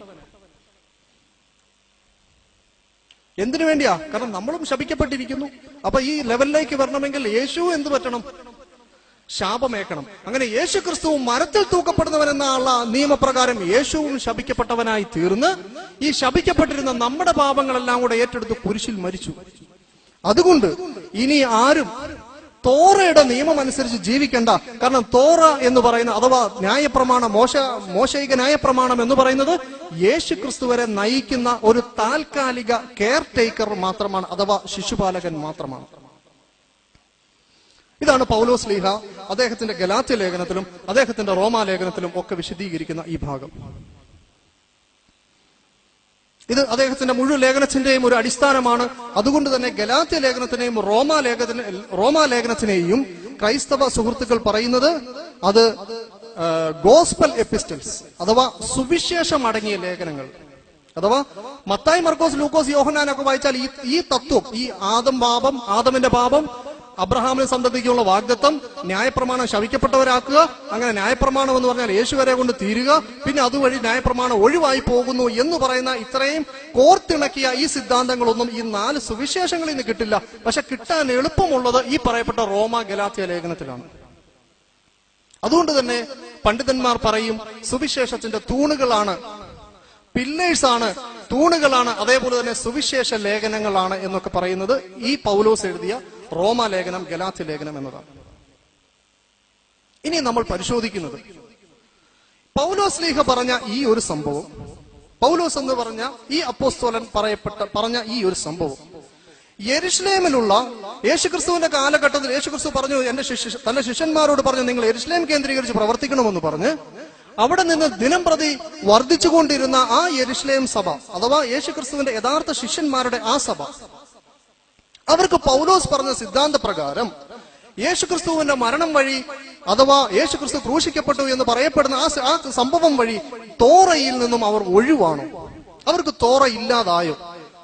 അങ്ങനെ ഒരു അധ്യാപനം അവരുടെ ഇടയിൽ ഉണ്ടോ? അഥവാ യേശുക്രിസ്തു ഈ ഭൂമിയിൽ നിന്നും ഒന്ന് എടുക്കപ്പെടുന്നതിന് മുമ്പ് ഒന്ന് മരിച്ചിട്ടേ പോകാവൂ എന്ന ഒരു സങ്കല്പം അവർക്കുണ്ടോ? അതിന് എന്തെങ്കിലും ഒരു കാരണം അവർക്കുണ്ടോ എന്ന് നമ്മളൊന്ന് പരിശോധിക്കുകയാണ്. ഇതിന് ബൈബിളിലെ തന്നെ ഏതെങ്കിലും എൻസൈക്ലോപീഡിയയിലേക്കല്ല ഞാൻ പോകുന്നത്, ബൈബിളിലെ തന്നെ നമ്മൾ ഹയാത്ത് സഹാബ എന്നൊക്കെ പറയുന്നത് പോലെ, സഹാബാക്കളുടെ ചരിത്രം എന്ന് പറയുന്നത് പോലെ യേശുക്രിസ്തുവിന്റെ അപ്പോസ്തലന്മാരുടെ ചരിത്രം എഴുതിയ ഒരു പുസ്തകമുണ്ട്, പുതിയ നിയമത്തിലെ 5-ാമത്തെ പുസ്തകം. ആ പുസ്തകത്തിന്റെ പേരാണ് ആക്ട്സ് ഓഫ് അപ്പോസ്റ്റൽ, അഥവാ അപ്പോസ്തലന്മാരുടെ പ്രവർത്തനങ്ങൾ. അവരുടെ കാലത്തിൽ എന്തു നടന്നു? നമ്മൾ പറയില്ലേ, പ്രവാചകൻ സല്ലല്ലാഹു അലൈഹി വസല്ലം പഠിപ്പിച്ചത് എങ്ങനെയെന്ന് സഹാബത്ത് ഏത് രീതിയിൽ മനസ്സിലാക്കി എന്ന് പറയുന്നത് പോലെ യേശുക്രിസ്തു പഠിപ്പിച്ച ഈ ഒരു സിദ്ധാന്തം അപ്പോസ്തലന്മാർ ആ രീതിയിലാണോ ഉൾക്കൊണ്ടത്? പൗലോസ് പറയുന്ന ഈ ഒരു സംഭവം അവർക്കറിയാമായിരുന്നോ? യേശുക്രിസ്തു ഒന്ന് കുരിശിൽ മരിക്കുന്ന സമയത്ത് എന്റെ പാപം, അയ്യോ രക്ഷപ്പെട്ടു, ഞാൻ രക്ഷപ്പെട്ടു, യേശുക്രിസ്തു മരിച്ചെങ്കിൽ എന്റെ പാപം പോയി എന്ന് പറഞ്ഞ് സന്തോഷിച്ചവരാണോ അപ്പോസ്തലന്മാർ എന്ന് നമ്മൾ നോക്കിയാൽ, യേശുക്രിസ്തു മരിച്ചു, അടക്കപ്പെട്ടു, ഉയർത്തെഴുന്നേറ്റു എന്ന് ആവർത്തിച്ചെഴുതപ്പെട്ടിരിക്കുന്ന ബൈബിൾ സുവിശേഷങ്ങളിൽ പോലും, അല്ലെങ്കിൽ ബൈബിൾ ഗ്രന്ഥങ്ങളിൽ പോലും, അവരുടെ ചരിത്രങ്ങൾ എഴുതിയ ഭാഗത്തു പോലും അപ്പോസ്തലന്മാർക്ക് അങ്ങനെ ഒരു കാഴ്ചപ്പാട് ഇല്ലായിരുന്നു. അല്ലെങ്കിൽ യേശുക്രിസ്തു മരിക്കുന്നത് കൊണ്ട് അവർക്കൊരു മെച്ചമുണ്ടായിരുന്നു എന്ന് പറയുന്ന ഒരു ഭാഗം കാണുക സാധ്യമല്ല. അപ്പോസ്തല പ്രവൃത്തി 21-ാം അധ്യായം അതിന്റെ 20 മുതലുള്ള ഭാഗങ്ങളിലേക്ക് ഞാൻ നിങ്ങളുടെ ശ്രദ്ധയെ ക്ഷണിക്കുകയാണ്. നിങ്ങൾക്ക് ആ സ്ക്രീനിൽ കാണാം ആ ഭാഗം. ഇതിന്റെ പശ്ചാത്തലം ഞാനൊന്ന് വിശദീകരിക്കും. അതിന്റെ പശ്ചാത്തലം ഇങ്ങനെയാണ്. ക്രിസ്താബ്ദം അഥവാ യേശുക്രിസ്തുവിന്റെ വിയോഗം നടന്നതിന് ശേഷം 28 വർഷങ്ങൾ, അതായത് 3 പതിറ്റാണ്ട് തികയാറായി. പൗലോസ് വിവിധ നാടുകളിൽ പോയി ധാരാളം പ്രവർത്തനങ്ങൾ നടത്തി. പല വിജാതിയരുടെ ഇടയിൽ അഥവാ യഹൂദന്മാരല്ലാത്ത ആളുകളുടെ ഇടയിൽ പ്രവർത്തിച്ച കുറെ സഭകളൊക്കെ ഉണ്ടാക്കി. ഗലാത്തിയ ഉണ്ടാക്കി, അതേപോലെ തന്നെ ധാരാളം സഭകൾ, കൊലോസിയ ഉണ്ടാക്കി, എഫെസിയ ഉണ്ടാക്കി, ധാരാളം സഭകൾ ഉണ്ടാക്കി. അദ്ദേഹം ധാരാളം ലേഖനങ്ങൾ എഴുതി. ഇന്ന് ക്രൈസ്തവർ ദൈവിക ഗ്രന്ഥത്തിന്റെ ഭാഗമായി വെച്ചിരിക്കുന്ന അദ്ദേഹം എഴുതിയ ആ ലേഖനങ്ങൾ അതൊക്കെ ഉണ്ടായതിനു ശേഷം അദ്ദേഹത്തിന്റെ പ്രധാനപ്പെട്ട പ്രവർത്തനങ്ങളെല്ലാം കഴിഞ്ഞ്, അഥവാ അദ്ദേഹം ജയിലിൽ അടയ്ക്കപ്പെടുന്നതിന് മുമ്പ് അദ്ദേഹം യെരുശലേമിലേക്ക് വരുന്ന ഭാഗം, ഈ യെരുശലേം എന്ന് പറയുന്നത് യേശുക്രിസ്തു പ്രബോധനം ചെയ്ത നാട്, മുൻകാല പ്രവാചകന്മാർ പ്രബോധനം ചെയ്ത നാട്, അപ്പോസ്തലന്മാർ പ്രബോധനം ചെയ്ത നാട്.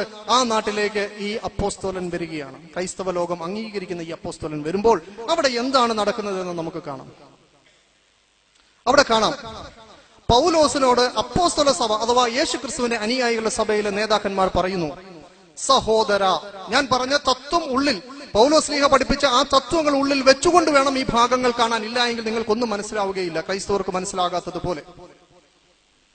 പൗലോസ് പറഞ്ഞ ഈ സിദ്ധാന്തം, യേശുവിന്റെ കുരിശു മരണം അനിവാര്യമാണ്, അല്ല എങ്കിൽ ന്യായപ്രമാണത്തിൽ നിന്ന് രക്ഷ കിട്ടില്ല, ന്യായപ്രമാണം ശപിക്കപ്പെട്ട അവസ്ഥയിൽ കൊണ്ടുപോകും എന്ന് പറയുന്ന തത്വം മനസ്സിൽ ഉൾക്കൊണ്ട് ആ പൗലോസിനെ വേണം ഇവിടെ നിങ്ങൾ കാണാം. പൗലോസിനോട് യേശുവിന്റെ യഥാർത്ഥ ശിഷ്യന്മാർ പറയുന്നു, സഹോദര, വിശ്വസിച്ചവരായ അനേകായിരം യഹൂദന്മാർ ഉണ്ടെന്ന് അറിയാമല്ലോ. വിശ്വസിച്ച യഹൂദന്മാർ എന്ന് പറഞ്ഞാൽ യേശുക്രിസ്തുവിന്റെ പ്രബോധനം വഴി വിശ്വസിച്ചവർ, അപ്പോസ്തലന്മാരുടെ പ്രബോധനം വഴി വിശ്വസിച്ചവർ, അവരുടെ അനുയായികളുടെ പ്രബോധനം വഴി വിശ്വസിച്ചവർ, വേറെ ആരുമല്ല. അവരെ കുറിച്ച് പറയുന്നു, അവർ എല്ലാവരും ന്യായപ്രമാണത്തിൽ തീക്ഷ്ണതയുള്ളവരാണ്. എപ്പോൾ? യേശുക്രിസ്തുവിന്റെ കാലഘട്ടത്തിന് ശേഷം 28 വർഷം കഴിഞ്ഞപ്പോഴും, പൗലോസിന്റെ എല്ലാ ലേഖനങ്ങളും എഴുതി പൂർത്തീകരിക്കപ്പെട്ട് കഴിഞ്ഞപ്പോഴും, ഈ പ്രധാനപ്പെട്ട റോമ ഗലാത്യ ലേഖനങ്ങൾ എഴുതി കഴിഞ്ഞപ്പോഴും അവർക്ക് ന്യായപ്രമാണത്തിൽ അവർ തീക്ഷ്ണതയുള്ളവരാണ്. അവർ വളരെ സ്ട്രിക്റ്റ് ആണ്. All are zealous about the law. അവർ തീവ്രമായി തന്നെ തോറയെ അനുഷ്ഠിച്ചിരുന്നു. ഇനിയും അവിടെ എഴുതിയിരിക്കുന്നത്, അവരുടെ ആ സഭയിലുള്ള ആളുകൾക്ക് പൗലോസിനെ കുറിച്ച് 3 കാര്യത്തിൽ വ്യത്യസ്തമായ വീക്ഷണമുണ്ട്. അത് കേട്ടോ. അവർ പറയുന്നു, എന്നാൽ മോശയുടെ ന്യായപ്രമാണം ഉപേക്ഷിക്കുവാനും മോശയുടെ ന്യായപ്രമാണം ഇനി അനുഷ്ഠിക്കണ്ട എന്ന്, നമ്മുടെ മക്കളെ പരിച്ഛേദനം നടത്തുന്നതും, അഥവാ യഹൂദന്മാർക്കൊരു നിയമമുണ്ട്, 8-ാം നാളിൽ പരിച്ഛേദനം ചെയ്യണം, അതും വേണ്ട എന്നും, അതേപോലെ നമ്മുടെ ആചാരങ്ങൾ അനുഷ്ഠിച്ച് ജീവിക്കണ്ട എന്നും നീ എവിടെ പറയുന്നു? യെരുശലേമിൽ പറയുന്നില്ല. അദ്ദേഹം അന്യമതസ്ഥരായ ആളുകൾ ചിതറി താമസിക്കുന്ന, അന്യമതസ്ഥർ താമസിക്കുന്ന നാട്ടിൽ ഒറ്റപ്പെട്ട് താമസിക്കുന്ന യഹൂദന്മാരോട് നീ ഈ രീതിയിലുള്ള പ്രബോധനം നടത്തിയിരിക്കുന്നു എന്ന് ഇവിടെയുള്ളവർ അറിഞ്ഞിരിക്കുന്നു. എങ്ങനെ? എന്തൊക്കെയാണ് അദ്ദേഹത്തിന്റെ പേരിലുള്ള കുറ്റം? ന്യായപ്രമാണം ഉപേക്ഷിച്ച് കളവാൻ പറഞ്ഞിരിക്കുന്നു. പിന്നെന്താ? യേശുക്രിസ്തുവിന് ശേഷം 30 വർഷം അടുക്കാറാവുമ്പോഴും അവരുടെ മക്കളെ സർക്കംസൈസ് ചെയ്യുന്നത്, ചേലാകർമ്മം ചെയ്യുന്നത്, സുന്നത്ത് ചെയ്യുന്നത് വേണ്ട എന്ന് നീ പറഞ്ഞിരിക്കുന്നു. അതേപോലെ നമ്മുടെ ആചാരങ്ങൾ അനുഷ്ഠിക്കണ്ട എന്ന് പറഞ്ഞിരിക്കുന്നു. എവിടെ? മറ്റു നാടുകളിൽ പറഞ്ഞിരിക്കുന്നു. അതുകൊണ്ട് നീ ഇവിടെ വന്നിട്ടുണ്ട് എന്ന് എല്ലാവരും അറിയും. അതുകൊണ്ട് നമ്മൾ എന്തു ചെയ്യണം? എന്നിട്ട് അവർ പറയാണ്, ഒരു സൊല്യൂഷൻ പറയാണ്, നീ ഇങ്ങനെയുള്ള ആളാണ്, ഇന്ന് ഇവിടേക്ക് ധാരണയുണ്ട്, അതുകൊണ്ട് നീ ഇവിടെ വന്നിട്ടുണ്ട്, അതുകൊണ്ട് നമ്മൾ എന്തു ചെയ്യും? അതുകൊണ്ട് ഞങ്ങളുടെ കൂട്ടത്തിൽ നേർച്ചയുള്ള 4 ആളുകളുണ്ട്. ഞങ്ങളുടെ കൂട്ടത്തിൽ ന്യായപ്രമാണ പ്രകാരം, തോർ പ്രകാരം നേർച്ചയുള്ള 4 ആളുകൾ ഞങ്ങളുടെ സഭയിലുണ്ട്, ഞങ്ങളുടെ കൂട്ടത്തിലുണ്ട്. നീ അവരെ കൂട്ടിക്കൊണ്ടുപോയി അവരുടെ നേർച്ചയുടെ ശുദ്ധീകരണ ചടങ്ങുകളിലെല്ലാം പങ്കെടുത്ത് അവരുടെ തല ക്ഷൗരം ചെയ്യുന്നതിന്റെ ചെലവും നിന്റെ പോക്കറ്റിൽ നിന്ന് നീ ചെലവെടുത്ത് നടത്തണം. എന്ത് ചെയ്യണം? അവിടെ അപ്പോസ്തല സഭയിൽ എന്തുകൊണ്ട്? അവർക്ക് ന്യായപ്രമാണം മാറിപ്പോയിട്ടില്ല. അവർ തീവ്രമായി തന്നെ യേശുക്രിസ്തുവിന് ശേഷം 28 വർഷം കഴിഞ്ഞപ്പോൾ അവർ ആചരിക്കുന്നു. അവർക്ക് എന്താണ് പ്രശ്നം? പൗലോസിനെ കുറിച്ച് ഇങ്ങനെ ഇത് വേണ്ട എന്ന് പറഞ്ഞു എന്നുള്ളതിൽ പ്രശ്നമുണ്ട്. അതുകൊണ്ട് എന്ത് ചെയ്യണം? ഞങ്ങളുടെ കൂട്ടത്തിലുള്ള 4 ആളുകളെ കൂട്ടിക്കൊണ്ടുപോയി അവരുടെ ഈ ന്യായപ്രമാണ പ്രകാരമുള്ള നേർച്ചകളെല്ലാം നീ ചെയ്യണം, അതിന്റെ ചെലവ് നീ വഹിക്കണം. എന്തിനാ? കാശില്ലാത്തോണ്ടാണോ? സാമ്പത്തിക ഞെരുക്കം കൊണ്ടാണോ പൗലോസെ നീ ഒന്ന് ചെയ്യാമോ എന്ന് ചോദിക്കുന്നത്? അല്ല. അവിടെ പറയുന്നത് എന്താ? അപ്പോൾ നിന്നെ കുറിച്ച് ഈ കേട്ട കാര്യങ്ങൾ സത്യമല്ലെന്നും നീയും ന്യായപ്രമാണം അനുസരിച്ചാണ് ജീവിക്കുന്നതെന്നും ഏവർക്കും ബോധ്യപ്പെടും. എന്തിനു വേണ്ടിയാ? നിന്നെ കുറിച്ച് ഈ കേട്ട കാര്യങ്ങളുണ്ടല്ലോ, ആ മേളിൽ എണ്ണി പറഞ്ഞ ആ കാര്യങ്ങൾ, അതൊന്നും സത്യമല്ല, നിനക്ക് അങ്ങനെ ഒരു വാദമൊന്നുമില്ല. പിന്നെയോ നീയും തോറയിൽ വളരെ തീവ്രമായി അനുഷ്ഠിക്കുന്നവനാണെന്ന് ഏവർക്കും ബോധ്യപ്പെടണം. ഈ ഒറ്റ ഒരു ഭാഗം ഞാൻ നിങ്ങളുടെ ശ്രദ്ധയിലേക്ക് കൊണ്ടുവരിക. നിങ്ങളൊന്ന് ചിന്തിക്കണം.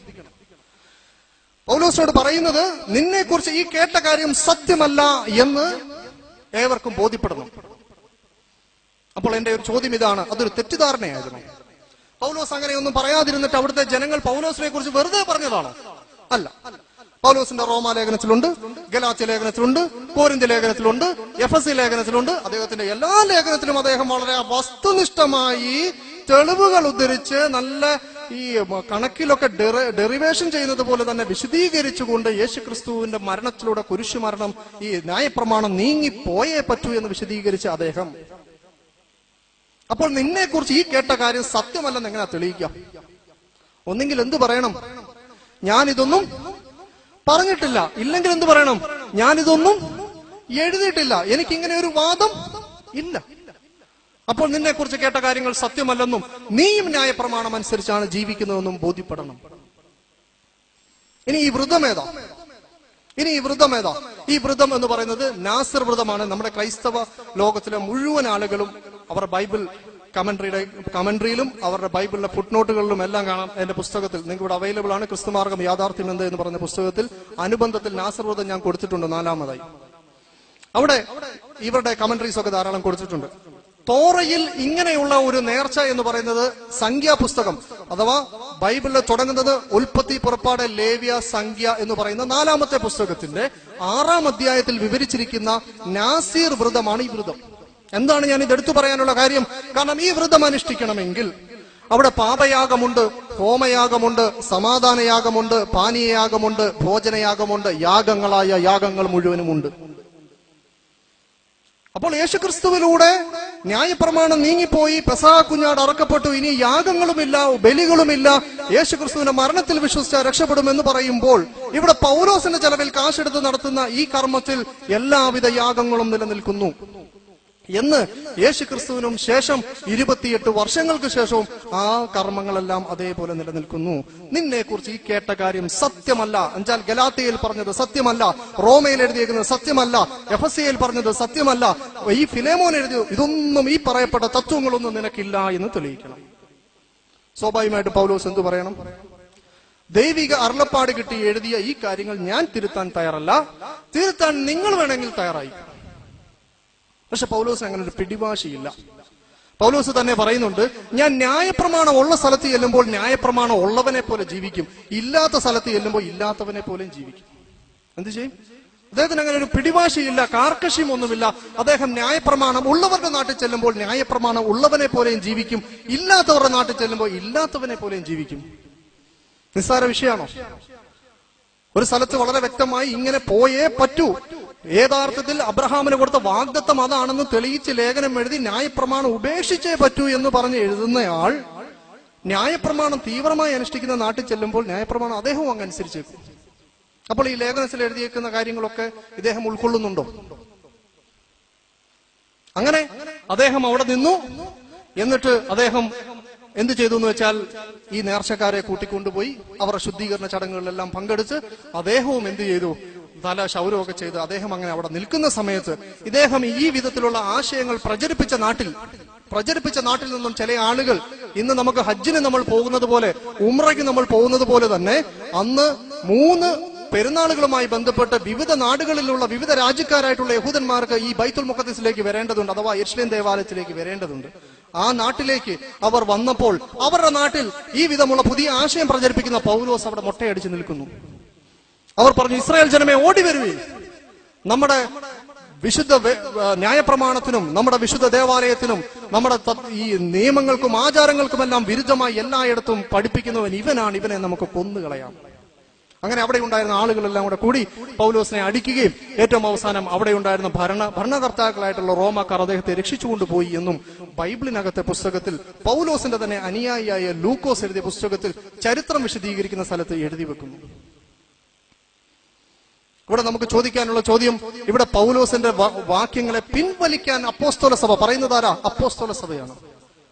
പറയുമ്പോൾ പൗലോസ് അതിൽ ഉറച്ചു നിൽക്കുകയല്ല, പൗലോസ് പിൻവലിക്കുകയാണ് ചെയ്യുന്നത്. എന്നാൽ ഇന്ന് അതേ ആശയം ഉൾക്കൊള്ളുന്ന റോമാലേഖനവും ഗലാത്യ ലേഖനവും ക്രൈസ്തവ സുഹൃത്തുക്കൾ വേദഗ്രന്ഥമായി വിശ്വസിക്കുന്നു. ആ പൗലോസ് ലീഹ വിശുദ്ധനാണെന്നും ദൈവത്താൽ തെരഞ്ഞെടുക്കപ്പെട്ടവനാണെന്നും വിശ്വസിക്കുന്നു. ഈ വിശ്വാസം അപ്പോസ്തല സഭയ്ക്ക് ഉണ്ടായിരുന്നുവെങ്കിൽ അദ്ദേഹത്തിന്റെ ലേഖനം വായിച്ച് ഇവരങ്ങ് ന്യായപ്രമാണം വിട്ടാ പോരെ, അവരാരും വിടുന്നില്ല. ഇദ്ദേഹത്തെ കൊണ്ട് തിരുത്തിച്ചു. അദ്ദേഹം തിരുത്തിച്ച സ്ഥാനത്തിന് ഇന്നും നമ്മൾ അതേപോലെ വിശ്വസിക്കുന്നുവെങ്കിൽ അതിന്റെ ഉത്തരവാദിത്വം പൗലോസിന് പോലും ഇല്ലല്ലോ. എന്നാൽ പിൽക്കാലത്ത് ബൈബിളിന്റെ പുസ്തകങ്ങളുടെ ക്രോഡീകരണം നടന്നപ്പോൾ ഏറ്റവും ആധികാരിക ലേഖനങ്ങൾ, പുസ്തകങ്ങൾ എന്ന് കാനോനിക കർത്താക്കൾ തെരഞ്ഞെടുത്ത ആദ്യത്തെ പുസ്തകങ്ങൾ പൗലോസിന്റെ പുസ്തകങ്ങളാണ്. പിന്നീടാണ് മറ്റു പുസ്തകങ്ങളെ കുറിച്ച് ചർച്ചയുള്ളൂ. പിന്നീട് അപ്പോസ്തലന്മാരുടെ പേരിൽ എഴുതപ്പെട്ട പുസ്തകങ്ങളെ കുറിച്ചുള്ള അഭിപ്രായ വ്യത്യാസങ്ങൾ ഞാൻ കാണിക്കാം, ചോദ്യവേളയിൽ ഞാൻ കാണിക്കാം. എന്നാൽ അർത്ഥശങ്കക്കിടയില്ലാതെ ക്രൈസ്തവ നേതൃത്വം, ബൈബിൾ ക്രോഡീകരിച്ച നേതൃത്വം ആദ്യമായി സ്വീകരിച്ച ദൈവവചനം എന്ന് പറയുന്നത് പൗലോസിന്റെ ലേഖനങ്ങളാണ്. എന്നാൽ ഈ പൗലോസിന്റെ ലേഖനങ്ങളെ, ഈ ആശയങ്ങളെ ഇതേ പൗലോസിനെ കൊണ്ട് തന്നെ അദ്ദേഹത്തിന്റെ സമകാലികരായ യഥാർത്ഥ ക്രിസ്തു ശിഷ്യന്മാർ തിരുത്തിച്ച ഭാഗവും ഇന്ന് ആ പുസ്തകത്തിൽ കിടക്കെ ഇതിന്റെ ഉത്തരവാദിത്വം ആർക്കാണ്? ഇന്നും അത് ദൈവഗ്രന്ഥമായി വിശ്വസിക്കുന്നത്. അതിന്റെ ഉത്തരവാദിത്വം ആർക്കാണ്? സ്വയമല്ലേ? ഇനി ഞാൻ മറ്റൊരു കാര്യം കൂടെ പറഞ്ഞ് ഞാൻ ആ വിശദീകരണത്തിൽ ഒരു ഭാഗം കൂടെ പറഞ്ഞ് ഞാൻ നിർത്തി ചോദ്യോത്തരവേളയിലോട്ട് കിടക്കുകയാണ്. ഞാനിപ്പോൾ നേരത്തെ സൂചിപ്പിച്ചു ഈ ഗലാത്യ എന്ന് പറയുന്ന ഒരു ലേഖനത്തെ കുറിച്ചിട്ട്. അതിന്റെ ഗൗരവം ഒന്ന് മനസ്സിലാക്കണം. ഈ ഗലാത്യ ലേഖനം എന്ന് പറയുന്നത് അദ്ദേഹം ഒരു പ്രത്യേക പശ്ചാത്തലത്തിൽ ഇദ്ദേഹം ആ നാട്ടിലേക്ക് എഴുതിയ ഒരു എഴുത്താണ്. ബൈബിളിലെ പല ലേഖനങ്ങളും നിങ്ങൾ കാണും. തിമോത്തിയോസിന് എഴുതിയ ലേഖനം, ഫിലേമോൻ എഴുതിയ ലേഖനം, കൊലോസിയർക്ക് എഴുതിയ, എന്നുവെച്ചാൽ ഈ പൗലോസ് വിവിധ നാടുകളിലേക്ക് ഓരോരുത്തർക്ക് എഴുതിയ എഴുത്താണ്. ഇപ്പൊ ഞാൻ കോട്ടയത്ത് എഴുതി, ഞാൻ പത്തനംതിട്ടയ്ക്ക് എഴുതി, ഞാൻ തിരുവല്ലയ്ക്ക് എഴുതി എന്ന് പറയുന്നത് പോലുള്ള ഓരോ ലേഖനങ്ങളാണ്. അതിൽ ഗലാത്യ എന്ന നാട്ടിലേക്ക് അദ്ദേഹം എഴുതാനുള്ള ഒരു പശ്ചാത്തലം ഇങ്ങനെയാണ്. ആ ഗലാത്യ എന്ന് പറയുന്ന നാട് പൗലോസിന്റെ പ്രവർത്തനം മൂലം അന്യമതസ്ഥരായ യഹൂദന്മാരല്ലാത്ത ആളുകൾ യേശുവിനെ വിശ്വസിച്ച ഒരു നാടാണ്. എന്നാൽ ഇദ്ദേഹത്തിന്റെ അഭാവത്തിൽ നിങ്ങൾക്ക് മാപ്പിൽ കാണാം, ഇദ്ദേഹത്തിന്റെ അഭാവത്തിൽ ഇവര് മറ്റൊരു സുവിശേഷം, പൗലോസ് പഠിപ്പിക്കാത്ത മറ്റൊരു സുവിശേഷത്തിലേക്ക് മാറി എന്നതിലുള്ള വേദന കൊണ്ടും അവരെ തിരിച്ച് പൗലോസിന്റെ സുവിശേഷത്തിലേക്ക് തിരിച്ചു കൊണ്ടുവരാൻ വേണ്ടിയും അദ്ദേഹം എഴുതിയ എഴുത്താണ്. അതിന്റെ തെളിവ് അദ്ദേഹം തന്നെ പറയുന്നുണ്ട്. എളുപ്പത്തിൽ ഞാൻ ആ കോട്ടിങ് പറയാം. അദ്ദേഹം പറയുന്നു, ക്രിസ്തുവിന്റെ കൃപയാൽ നിങ്ങളെ വിളിച്ചവനെ വിട്ട് നിങ്ങൾ ഇത്ര വേഗം മറ്റൊരു സുവിശേഷത്തിലേക്ക് മറിയുന്നത് കണ്ട് ഞാൻ ആശ്ചര്യപ്പെടുന്നു. യഥാർത്ഥത്തിൽ അതൊരു മറ്റൊരു സുവിശേഷമല്ല, ക്രിസ്തുവിന്റെ വചനത്തെ കോട്ടിക്കളയുക അത്ര ചെയ്യുന്നത്. എന്നാൽ ഞാൻ സത്യമായി നിങ്ങളോട് പറയുന്നു, ഞങ്ങൾ അറിയിച്ച സുവിശേഷത്തിന് വിരുദ്ധമായി ഞങ്ങളാകട്ടെ, സ്വർഗത്തിൽ നിന്നൊരു ദൂതനാകട്ടെ നിങ്ങളോട് സുവിശേഷം അറിയിച്ചാൽ അവൻ ശപിക്കപ്പെട്ടവൻ. അപ്പോൾ ചുരുക്കത്തിൽ മറ്റൊരു സുവിശേഷം ഇവിടെ എത്തി, മറ്റൊരു സുവിശേഷകരെത്തി. ആരാണ് എന്താണ് ഈ സുവിശേഷം? ആരാണ് ഈ സുവിശേഷകർ? കാച്ചിക്കുറുക്കി എഴുതിയ ഈ ലേഖനത്തിൽ 6 അധ്യായവും 149 വാക്യങ്ങളും മാത്രമുള്ള ഈ ലേഖനത്തിൽ പൗലോസ് മറ്റൊരു വിഷയവും പരാമർശിക്കുന്നില്ല. യേശുവിലൂടെ തോറ നീങ്ങിപ്പോയി എന്ന തത്വത്തിന് വേണ്ടി മാത്രം എഴുതിയതാണ്. ഇവിടെ പൗലോസ് ഇങ്ങനെ കാച്ചിക്കുറുക്കി എഴുതിയ ലേഖനത്തിൽ പൗലോസ് പറയുന്നു, ഞാനും യേശു ക്രിസ്തുവിന്റെ അപ്പോസ്തലന്മാരുമായി സംബന്ധിച്ച് ന്യായപ്രമാണ വിഷയത്തിൽ ഉണ്ടായ പ്രശ്നങ്ങൾ, ഞാനും പത്രോസുമായി ഉണ്ടായ പ്രശ്നങ്ങൾ, അപ്പോസ്തല പ്രമുഖനായ പത്രോസുമായി ഉണ്ടായ വിഷയങ്ങൾ, യെരുശലേമിൽ നിന്നുള്ള ആളുകൾ ന്യായപ്രമാണം മുറുകെ പിടിച്ചിരുന്നു എന്നുള്ള വസ്തുതകളെല്ലാം പറഞ്ഞതിനു ശേഷം ഏറ്റവും അവസാനം പൗലോസ് താനും പത്രോസും തമ്മിൽ ഈ വിഷയത്തിൽ, അതായത് പുതിയതായി വിശ്വസിക്കുന്ന യഹൂദന്മാരല്ലാത്ത ജനങ്ങളും തോറെ അനുസരിക്കണമെന്ന് അപ്പോസ്തല ഭാഗത്തുനിന്ന് നിർബന്ധം പിടിച്ചതിന്റെ പേരിൽ ഞാനും പത്രോസും തമ്മിൽ അഭിപ്രായ വ്യത്യാസം ഉണ്ടായെന്നും എന്റെ കൂട്ടത്തിൽ ഉണ്ടായിരുന്ന ബർണബാസും അവിടെ ഉണ്ടായിരുന്ന യഹൂദ വിശ്വാസികളും പത്രോസിന്റെ നടപടി സ്വീകരിച്ചുകൊണ്ട് അവർ പിരിഞ്ഞുപോയി എന്നും അവർ ഞങ്ങളുമായി ആഹാരം കഴിക്കുക എന്ന് പറഞ്ഞാൽ ഒരേ ആദർശക്കാരാണെങ്കിൽ അവർ ഒരുമിച്ച് ആഹാരം കഴിക്കുക, അതിൽ നിന്ന് പോലും വിട്ടുനിന്നു എന്നും പറഞ്ഞതിന് ശേഷം പൗലോസ് 2 ഉദാഹരണം പറയുന്നതോടെ പറഞ്ഞിട്ട് ഞാൻ നിർത്തുകയാണ്. പൗലോസ് 2 ഉദാഹരണം പറയുന്നു. ഒന്ന്, അദ്ദേഹം പറയുന്ന ഉദാഹരണം ശ്രദ്ധിച്ചു കേൾക്കുക. ഞാൻ നേരത്തെ പറഞ്ഞല്ലോ, യേശു ക്രിസ്തുവിന് ശേഷം ന്യായപ്രമാണം പിൻപറ്റുന്ന അപ്പോസ്തലന്മാർ ഒരു പക്ഷത്ത്, യേശു ക്രിസ്തുവിന് ശേഷം ന്യായപ്രമാണം വേണ്ട എന്ന് പറയുന്ന പൗലോസ് ഒരു പക്ഷത്ത്. ഇങ്ങനെ 2 പക്ഷം നിലനിൽക്കുന്നു. പൗലോസ് ഇവിടെ രണ്ട് ഉപമകൾ പറയുന്നു നിങ്ങളുടെ ശ്രദ്ധയിലേക്ക്. ഒന്ന്, പൗലോസ് പറയുന്നത് ഈ 2 കാഴ്ചപ്പാടിനെ കുറിച്ച് പൗലോസ് പറയുന്നു, അഥവാ 2 സുവിശേഷത്തെ കുറിച്ച് പൗലോസ് പറയുന്നു. പൗലോസ് പറയുന്നത് ഇങ്ങനെയാണ്: ധാരാളം വസ്തുവകയുള്ള മനുഷ്യൻ. ഈ മനുഷ്യൻ ഒരു മകനുണ്ട്. നമ്മുടെ ഭാഷയിൽ പറയാം, ധാരാളം വസ്തുവകയുള്ള ഒരു മനുഷ്യൻ. എന്നാൽ ഈ മനുഷ്യന് ഈ സ്വത്തിന്റെ എല്ലാം അവകാശിയായ ഒരു മകനുണ്ട്. പക്ഷെ ഈ മകൻ ശിശുവായിരിക്കുമ്പോൾ, ചെറുതായിരിക്കുമ്പോൾ, ഈ മകന് എന്ന് പറയുന്നത് ഈ പിതാവ് നിശ്ചയിച്ചു കൊടുത്ത കാര്യസ്ഥൻ പറയുന്നത് കേൾക്കാൻ നിർബന്ധിതനാണ്. കാരണം എന്താ? ഞാൻ എന്റെ വാപ്പാടെ എല്ലാം സ്വത്തിന് അവകാശിയാണ്. പക്ഷെ ഞാൻ കുഞ്ഞായിരിക്കുമ്പോൾ വാപ്പ വെച്ചിരിക്കുന്ന വേലക്കാരൻ പറയുന്ന കേൾക്കാനെല്ലാം ഞാൻ നിർബന്ധിതനാണ്. ഞാനൊരു മുട്ടായി മേടിക്കാൻ പോയാൽ വേലക്കാരൻ പറയും വേണ്ടാന്ന് പറയും. ഞാൻ തണുത്ത വെള്ളം കുടിക്കാൻ പോയാൽ വേണ്ടാന്ന് പറയും. മഴയത്ത് കളിക്കാൻ പോയാൽ വേലക്കാരൻ പറയും വേണ്ടാന്ന് പറയും. അപ്പോൾ ഞാൻ ഈ വേലക്കാരൻ പറയുന്നത് കേൾക്കാൻ ബാധ്യസ്ഥനാണ്. പൗലോസ് പറയാണ്, ഇതുപോലെ മനുഷ്യരും അവരുടെ ശൈശവ കാലഘട്ടത്തിൽ നിയമത്തിന്റെ ആദ്യ പാഠങ്ങൾക്ക് അഥവാ തോറയുടെ നിയമങ്ങൾക്ക് കീഴ്പ്പെട്ടിരിക്കേണ്ടി വന്നു. തുടക്കകാലത്ത് മനുഷ്യരും എന്ത് ചെയ്തു? ഇങ്ങനെ തോറ എന്ന് പറയുന്ന നിയമത്തിന്റെ കീഴിൽ ഇരിക്കേണ്ടി വന്നു. എന്നാൽ ഈ കുഞ്ഞ് ശിശുവായിരിക്കുന്ന അവസ്ഥയിൽ നിന്ന് മുതിർന്നു, പ്രായപൂർത്തിയായി കഴിഞ്ഞ് സ്വയം തെറ്റും ശരിയും മനസ്സിലായി, തണുത്ത വെള്ളത്തിന്റെ കുഴപ്പവും മുട്ടായിയുടെ കാര്യമൊക്കെ മനസ്സിലായി കഴിഞ്ഞാൽ ഈ മനുഷ്യൻ പിന്നെ ആര് പറയുന്നത് കേൾക്കേണ്ടതില്ല, കാര്യസ്ഥൻ പറയുന്നത് കേൾക്കേണ്ടതില്ല. നേരിട്ട് തന്നെ അദ്ദേഹത്തിന് കാര്യങ്ങൾ ചെയ്യാം. ഈ മനുഷ്യന്റെ രണ്ടവസ്ഥയെ കുറിച്ചിട്ട് അദ്ദേഹം പറയുന്നു. ഒന്ന്, ഈ കുഞ്ഞായിരിക്കെ ഇവൻ മകനാണെങ്കിലും ഇവൻ അടിമ പ്രകൃതിയുള്ള മകനാണ്, അഥവാ അടിമയെ പോലുള്ളവനാണ്. അഥവാ സ്വന്തമായി ഒരു നിലപാടുമില്ല, എന്ത് ചെയ്യണം? നിയമം നോക്കണം. രണ്ടാമത് ഇദ്ദേഹം പറയുന്നു, ഇദ്ദേഹം പ്രായപൂർത്തിയായി കഴിഞ്ഞപ്പോൾ ഇദ്ദേഹത്തിന് യഥാർത്ഥത്തിൽ ഇദ്ദേഹം സ്വതന്ത്ര പ്രകൃതി, ഒരു പൂർണ്ണനായ അടിമയല്ലാത്ത സ്വതന്ത്രനായ ഒരു മകനെ പോലെയായി. ഇങ്ങനെ രണ്ട് കാര്യം. എന്നിട്ട് പറയുന്നു, കാലസമ്പൂർണതയിൽ ക്രിസ്തു സ്ത്രീയുടെ മകനായി വന്നതോടുകൂടി, അങ്ങനെ യേശുക്രിസ്തു കുരിശിൽ കയറി മരിച്ചതുകൊണ്ട് ഇനി നമ്മളാരും നിയമത്തിന്റെ കീഴിലല്ല. അപ്പം രണ്ട് കാര്യം പൗലോസ് ഇവിടെ പറയുന്നു. ഒന്ന്, നിയമത്തിന്റെ കീഴിൽ ജീവിക്കുന്ന ആളുകൾ ഏതുപോലെ? അടിമയെ പോലെയാണ്. രണ്ട്, നിയമം പ്രായപൂർത്തിയായതിനു ശേഷം നിയമത്തിൽ നിന്നും ഒഴിവായ ആളുകളുടെ വിശ്വാസം എന്ന് പറയുന്നത് മുതിർന്ന ഒരാളെ പോലെയാണ്. അപ്പോൾ അടിമ പ്രകൃതി മനസ്സിലായി, സ്വതന്ത്ര പ്രകൃതി മനസ്സിലായല്ലോ. ഇനി പൗലോസ് ലീഹ ഒരു ഉദാഹരണം കൂടെ പറയുകയാണ്. ഇതുകൂടെ കഴിയുമ്പോൾ തീരുകയാണ്. പൗലോസ് ലീഹ പറയുന്നു, ഈ ഗലാത്യരെ വിളിച്ചുകൊണ്ട് അദ്ദേഹം ചോദിക്കുന്നു, നിങ്ങൾ ഈ ന്യായപ്രമാണം അനുസരിക്കണമെന്ന് വാശി പിടിക്കുന്ന ആളുകളല്ലേ? എന്നാൽ ഞാൻ നിങ്ങളോട് ചോദിക്കട്ടെ. നിങ്ങൾ ശ്രദ്ധിച്ചേക്ക, കസേരയൊക്കെ അവിടെ ഇട്ടോളൂ. അദ്ദേഹം ചോദിക്കുന്നത് ഇങ്ങനെയാണ്, നിങ്ങൾ ന്യായപ്രമാണം തോറയുടെ ഭാഗങ്ങളൊന്നും നിങ്ങൾ വായിച്ചിട്ടില്ലേ? അബ്രഹാമിന് 2 മക്കൾ ഉണ്ടായിരുന്നു. ഒരുവൻ ദാസിയിൽ നിന്ന് ജനിച്ചവൻ, മറ്റവൻ സ്വതന്ത്രയിൽ നിന്ന് ജനിച്ചവൻ. പൗലോസ് ലീഹ പറയുകയാണ്, 2 മക്കളുണ്ട്. അബ്രഹാമിന് 2 മക്കളുണ്ട്. ഒന്ന് സ്വതന്ത്ര സ്ത്രീയിൽ നിന്നാണ് ജനിച്ചത്, മറ്റൊന്ന് അടിമ സ്ത്രീയിൽ നിന്നാണ് ജനിച്ചത്.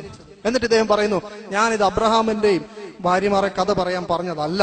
നേരെ മറിച്ച് ഈ 2 സ്ത്രീകൾ 2 നിയമങ്ങൾക്ക് അല്ലെങ്കിൽ 2 ഉടമ്പടിക്ക് സാദൃശ്യമാകുന്നു. ഞാൻ ഈ പറഞ്ഞുകൊണ്ടിരിക്കുന്ന 2 ഉപമകളുണ്ടല്ലോ, ഒന്ന് ന്യായപ്രമാണമുള്ള സുവിശേഷം, ഒന്ന് ന്യായപ്രമാണം ഇല്ലാത്ത സുവിശേഷം, ഒന്ന് അടിമ പ്രകൃതിയുള്ള സുവിശേഷം, ഒന്ന് സ്വതന്ത്ര പ്രകൃതിയുള്ള സുവിശേഷം. പുള്ളി പറയുന്നു, ഈ 2 സ്ത്രീകൾ, ഈ 2 മക്കളെ പറ്റ ഈ 2 സ്ത്രീകൾ ഈ 2 നിയമങ്ങൾക്ക് സാദൃശ്യമാകുന്നു. എന്നിട്ട് അദ്ദേഹം പറയുന്നു, അന്നത്തെ ഹാഗാർ, അതായത് ഇബ്രാഹിം അലൈഹി ഇസ്ലാമിന്റെ ഭാര്യയായ ഹാജറ ബീവി, അന്നത്തെ ഹാഗാർ ഇന്നത്തെ യെരുശലേമിന് തുല്യം.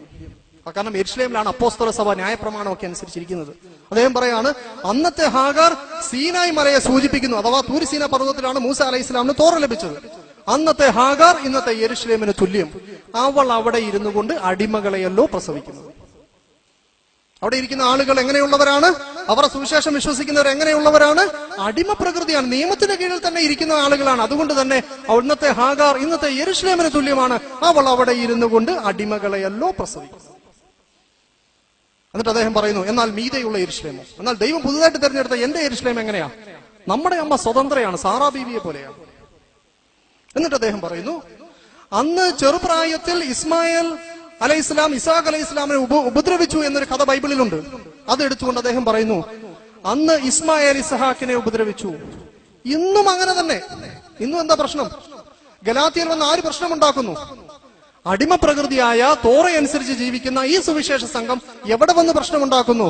സ്വതന്ത്ര പ്രകൃതിയായ ന്യായപ്രമാണം ഇല്ലാതെ ജീവിക്കുന്ന ഈ സുവിശേഷ സംഘത്തിൽ വന്നിട്ട് എന്ത് ചെയ്യുന്നു? ഫിത്ന ഉണ്ടാക്കുന്നു. അന്ന് ഇതേപോലെ പ്രശ്നം ഉണ്ടാക്കി. ഇന്നും അങ്ങനെ തന്നെ. ഇന്നും അതേ പ്രശ്നം ഇസ്മായിൽ അലൈഹി ഇസ്ലാം ഇസ്ഹാഖ് അലൈഹി ഇസ്ലാമിനോട് ഉണ്ടാക്കി അതേ പ്രശ്നം ഇന്നും തുടരുകയാണ്. എന്നിട്ട് അദ്ദേഹം ഒരു സൊല്യൂഷൻ പറയുന്നു. അതിനാൽ തിരുവെഴുത്ത് എന്ത് പറയുന്നു? ദാസിയെ മകനെയും പുറത്താക്കി കളയുക. ദാസിയുടെ മകൻ സ്വതന്ത്രയുടെ മകനോടൊപ്പം അവകാശിയാവുകയില്ല. ആരെയാണ് പുറത്താക്കേണ്ടത്? പൗലോസ്ലീഹ പറയുന്നത് ആരെ പുറത്താക്കണമെന്നാണ്? പൗലോസ്ലീഹ പറയുന്നത് ന്യായപ്രമാണം അനുസരിച്ച് ജീവിക്കുന്ന അടിമ പ്രകൃതിയായി ഇരിക്കുന്ന യെരുശലേമിലുള്ള ഹാജറ ബീവിയെ പോലെയുള്ള ആ ഹാജറ ബീവിയുടെ മക്കളായിട്ടുള്ള തോറയുടെ കീഴിൽ അടിമ പ്രകൃതിയുള്ള ആ ആളുകളെ എന്ത് ചെയ്യണം? ദാസിയെയും മകനെയും പുറത്താക്കി കളയ. ദാസിയാര? യെരുശലേം സഭ. മകനാര? അവിടുന്ന് ഉണ്ടാകുന്ന സുവിശേഷം. ഇവരെ രണ്ടുപേരും പുറത്താക്കി കളയ. ദാസിയുടെ മകൻ സ്വതന്ത്രയുടെ മകനോടൊപ്പം അവകാശിയാവുകയില്ല. ആരെ പുറത്താക്കുന്നു? ആരെ പുറത്താക്കുന്നു? യഥാർത്ഥ സുവിശേഷം പ്രബോധനം ചെയ്ത സംഘത്തിനെ പുറത്താക്കണമെന്ന് പൗലോസ്ലീഹ ഗലാത്യ ലേഖനത്തിൽ അടിവരയിട്ട് പറഞ്ഞിട്ട് അദ്ദേഹം പറയുന്നു, ഇതെന്റെ സ്വന്തം കയ്യാൽ വലിയ അക്ഷരമായി ഞാൻ എഴുതിയിരിക്കുന്നു. ഗലാത്യ ലേഖനം അവസാനിപ്പിക്കുന്നത് അങ്ങനെയാണ്. എന്നിട്ട് അദ്ദേഹം പറയുന്നത് അവരെ എന്ത് ചെയ്യാൻ പാടില്ല, ഒരു കാരണവശാലും നമ്മുടെ കൂടെ കൂട്ടാൻ പറ്റൂല, അവരെ പുറത്താക്കണം. എന്നാൽ യേശുക്രിസ്തു പറഞ്ഞത് എന്താ? പിതാവ് നീ എന്നെ അയച്ചതുപോലെ ഞാൻ ഇവരെ ലോകത്തിലേക്ക് അയക്കും. ആരെങ്കിലും ഇവരെ സ്വീകരിച്ചാൽ ഇവർ എന്നെ സ്വീകരിച്ചു, എന്നെ സ്വീകരിച്ചവർ എന്നെ അയച്ചവനെ സ്വീകരിച്ചു. ആരെങ്കിലും ഇവരെ തള്ളിക്കളഞ്ഞാൽ അവർ എന്നെ തള്ളിക്കളഞ്ഞു, എന്നെ തള്ളിക്കളഞ്ഞവൻ എന്നെ അയച്ചവനെ തള്ളിക്കളഞ്ഞു. അഥവാ യഥാർത്ഥ സനത് എന്ന് പറയുന്നത്, യഥാർത്ഥ ശരിയായ ശൃംഖല എന്ന് പറയുന്നത് ദൈവത്തിൽ നിന്നും പ്രവാചകനായിക്കൊണ്ട് ഈസാ അലൈഹി ഇസ്ലാം ലോകത്തിലേക്ക് വരുന്നു. ഈസാ അലൈഹി ഇസ്ലാം അതിനുശേഷം തന്റെ അപ്പോസ്തലന്മാരെ ലോകത്തിലേക്ക് ദൈവത്തിന്റെ പ്രബോധനത്തിന് വേണ്ടി അയക്കുന്നു. ഈ യഥാർത്ഥ സനദിൽ നിന്നും കണ്ണി മുറിഞ്ഞു പോയിക്കൊണ്ട് പൗലോസ് പറയുന്നു, ദാസിയെ മകനെയും പുറത്താക്കി കളയാ. ദാസിയുടെ മകൻ യജമാനന്റെ മകനോടൊപ്പം അവകാശിയാവുകയില്ല. യഥാർത്ഥത്തിൽ ഞാൻ ഇവിടെ പറഞ്ഞത് ധാരാളം കാര്യങ്ങൾ പറയുവാനുണ്ട്. നമുക്ക് ലിമിറ്റഡ് സമയമേ ഉള്ളൂ. ഒരു വിശ്വാസത്തിന്റെ അടിസ്ഥാനപരമായ കാര്യങ്ങൾക്കെതിരായി ധാരാളം ആരോപണം ഉന്നയിക്കുമ്പോൾ സ്വാഭാവികമായും അവർക്ക് അതിനെക്കുറിച്ച് ചോദ്യം ചെയ്യാനും എടുക്കാനുമുള്ള ഒരു സന്ദർഭം നമ്മൾ ഒരുക്കി കൊടുക്കേണ്ടതുണ്ട്. ഇവിടെ എന്നെ ശ്രവിച്ച ബഹുമാനപ്പെട്ട സുഹൃത്തുക്കൾ, പ്രധാനമായും ക്രൈസ്തവ സുഹൃത്തുക്കൾ, ചിന്തിക്കേണ്ട കാര്യം ഇവിടെ പരിശുദ്ധ ഖുർആൻ പറയുന്ന ചില പ്രധാനപ്പെട്ട കാര്യങ്ങൾ നിങ്ങളോട് സൂചിപ്പിക്കുമ്പോൾ ഞങ്ങളുടെ ഹൃദയത്തിലുള്ളത് നിങ്ങൾ സത്യം മനസ്സിലാക്കുകയും സത്യത്തിന്റെ പാതയിലേക്ക് വരണമെന്നുള്ളതുമാണ്. ബഹുമാനപ്പെട്ട ഈസാ അലൈഹി ഇസ്ലാമും മുൻകാല പ്രവാചകന്മാരും പഠിപ്പിച്ച ആ യഥാർത്ഥ വിശ്വാസത്തിലേക്ക് വരണം. ലോകത്ത് ഒരു പ്രവാചകൻ പോലും, ദൈവനിയുക്തരായ ഒരാൾ പോലും ഇവിടെ വന്നിട്ട് ബഹുദൈവ വിശ്വാസം പഠിപ്പിച്ചിട്ടില്ല. എല്ലാവരും പഠിപ്പിച്ചത് കറതീർന്ന ഏകദൈവ വിശ്വാസം തന്നെയാണ്. ഞാൻ തുടക്കത്തിൽ ഓതി, ഒരു പ്രവാചകൻ ആരെയും നാം അയച്ചിട്ടില്ല, താങ്കൾക്ക് മുമ്പുള്ളവർക്കും ഒരാളെ പോലും ഞാൻ അയച്ചിട്ടില്ല, എന്നെ അല്ലാതെ മറ്റൊന്നിനെയും ആരാധിക്കരുത് എന്ന് പറയാൻ വേണ്ടി അല്ലാതെ എന്ന് പറഞ്ഞുകൊണ്ട് പരിശുദ്ധ ഖുർആൻ പറയുന്നത് ഈ പ്രവാചകൻ മുഹമ്മദ് സല്ലല്ലാഹു അലൈഹി വസല്ലമയുടെ പ്രബോധനം, അതിന്റെ കാതലായ വശം എന്ന് പറയുന്നത്, അതിന്റെ അടിസ്ഥാനപരമായ ദൈവവിശ്വാസം എന്ന് പറയുന്നത് ഓരോ പ്രവാചകന്മാരും മുമ്പ് തന്നെ പഠിപ്പിച്ച് ലോകത്ത് സ്ഥിരപ്പെടുത്തിയതാണ്. എന്നാൽ അതിൽ നിന്ന് സമൂഹം വ്യതിചലിച്ചുകൊണ്ട് തെറ്റായ വിശ്വാസങ്ങളിലേക്ക് പോവുകയും അവർ മറ്റുള്ള ആളുകളെ ദൈവതുല്യരാക്കുകയും ദൈവസ്ഥാനത്തേക്ക് ഉയർത്തുകയും ദൈവപുത്രരാക്കുകയും തുടങ്ങുന്ന ധാരാളം അതികഠിനമായ വിശ്വാസ വൈകല്യങ്ങൾ ഭരിച്ചു തീർക്കുമ്പോൾ സ്വാഭാവികമായും അടുത്ത പ്രവാചകന്മാർ നിയുക്തരാവേണ്ടി വരും. അവർ പറയേണ്ടി വരും. പറയുമ്പോൾ അത് കേൾക്കുന്ന മുൻകാല പ്രവാചക സമൂഹം അവരെ കല്ലെറിയും. ആ കല്ലെറി കൊള്ളാൻ ഇവർ ബാധ്യസ്ഥരാണ്. പരിശുദ്ധ ഖുർആൻ ഉടനീളം ആ ചരിത്രങ്ങൾ പറയുന്നുണ്ട്. നമ്മൾ സ്നേഹത്തോടൊപ്പം നമ്മൾ ഇത് പറയുമ്പോൾ ചില മുറിമുറുപ്പുകളും ചില ബുദ്ധിമുട്ടുകളും ആളുകൾക്ക് ഉണ്ടാവും. എങ്കിലും നല്ലവരായ ആളുകൾ ഇത് കേൾക്കുകയും ഉൾക്കൊള്ളുകയും ഇതിന്റെ സത്യാവസ്ഥ ഒരു തെറ്റായ ഒരു രണ്ടു പക്ഷം എന്നുള്ള നിലയിൽ ചിന്തിക്കാതെ യഥാർത്ഥത്തിൽ ഇത് പറഞ്ഞത് ശരിയാണോ എന്ന് സ്വന്തമായി തന്റെ ഗ്രന്ഥമെടുത്തൊന്ന് വായിക്കുകയും പഠിക്കുകയും ഈസാ അലൈഹി ഇസ്ലാമിനെ ആധാരമാക്കിക്കൊണ്ട് ചിന്തിക്കുകയും ചെയ്യണമെന്ന് വിനീതമായ ഭാഷയിൽ ഉണർത്തിക്കൊണ്ട് എന്റെ വാക്കുകൾക്ക് ഞാൻ വിരാമം കുറിക്കുന്നു. വാഖിറു ദഅവാന അൽഹംദുലില്ലാഹി റബ്ബിൽ ആലമീൻ. അസ്സലാമു അലൈക്കും വറഹ്മത്തുള്ളാഹി. അൽഹംദുലില്ലാഹ് ഹംദൻ കസീറൻ ത്വയ്യിബൻ മുബാറകൻ ഫീഹി. اللهم صل على محمد وعلى آل محمد كما صليت على إبراهيم وعلى آل إبراهيم إنك حميد مجيد. സഹോദരങ്ങളെ, എൻ്റെ പേര് PJ ഫിലിപ്പോസ്, സ്ഥലം പള്ളം. ഇവിടെ വേദിയിലും സദസ്സിലും ആയിരിക്കുന്ന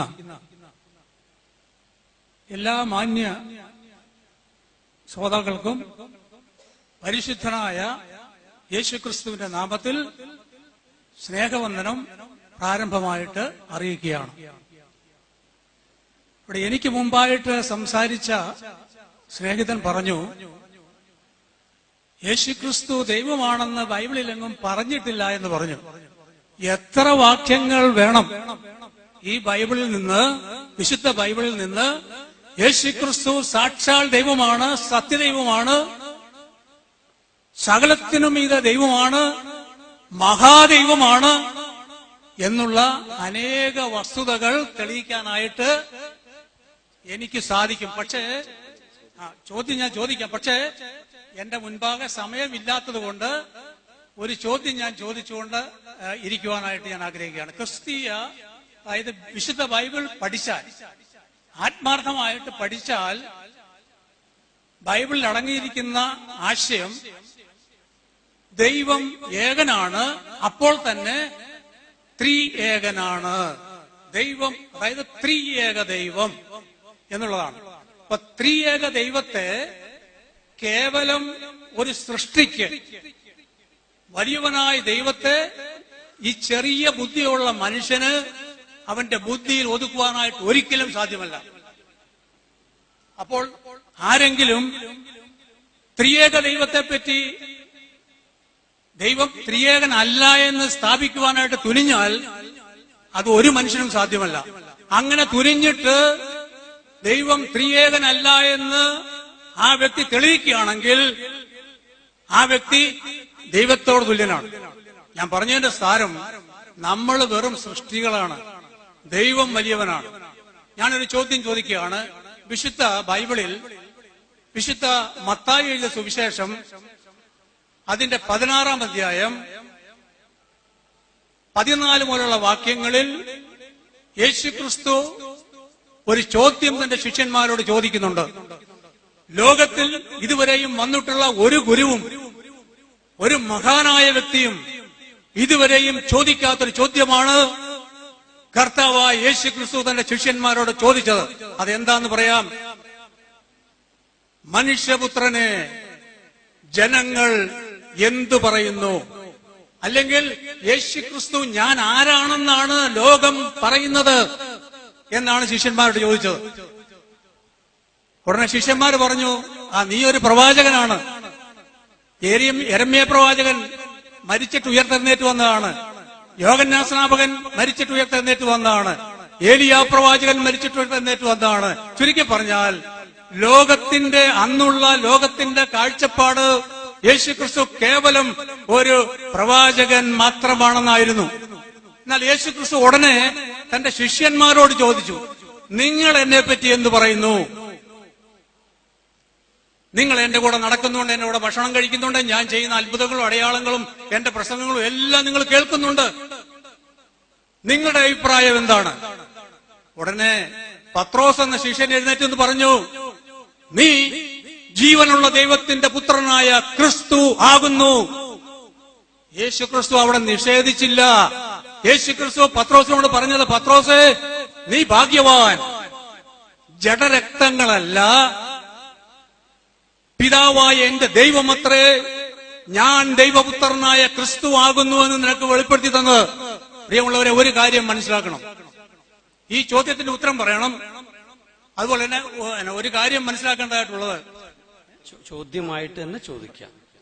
സല കൊടുക്കും സല ചോദ്യം ചോദിക്കാം. ചോദ്യം ചോദിച്ചോളൂ. പക്ഷെ നിങ്ങൾ അതിന് ഉത്തരം പറയണം. ഞാൻ ചോദിച്ചത്, യേശുക്രിസ്തു ഇങ്ങനെ ഒരു ചോദ്യം ചോദിച്ചു, ദൈവമാണ് എന്ന് തന്നെ ശിഷ്യം പറഞ്ഞു നീ ജീവനുള്ള ദൈവത്തിന്റെ പുത്രനായ ക്രിസ്തു ആകുന്നു എന്ന് പറഞ്ഞപ്പോൾ യേശുക്രിസ്തു ആ പ്രസ്താവനയെ നിരാകരിച്ചില്ല, നിഷേധിച്ചില്ല. യേശുക്രിസ്തു പറഞ്ഞു, പത്രോസേ, നീ ഭാഗ്യവാൻ. നിനക്ക് മനുഷ്യർക്ക് വെളിപ്പെടുന്ന കാര്യമല്ലത്. ദൈവമായ പിതാവായ ദൈവം വെളിപ്പെടുത്തി കൊടുക്കാതെ ഒരു വ്യക്തിക്ക് യേശുക്രിസ്തുവിന്റെ ദൈവത്വം മനസ്സിലാക്കുവാൻ കഴിയില്ല. ഉത്തരം പറയണം. നിങ്ങൾ എന്തുത്തരം പറയുന്നു?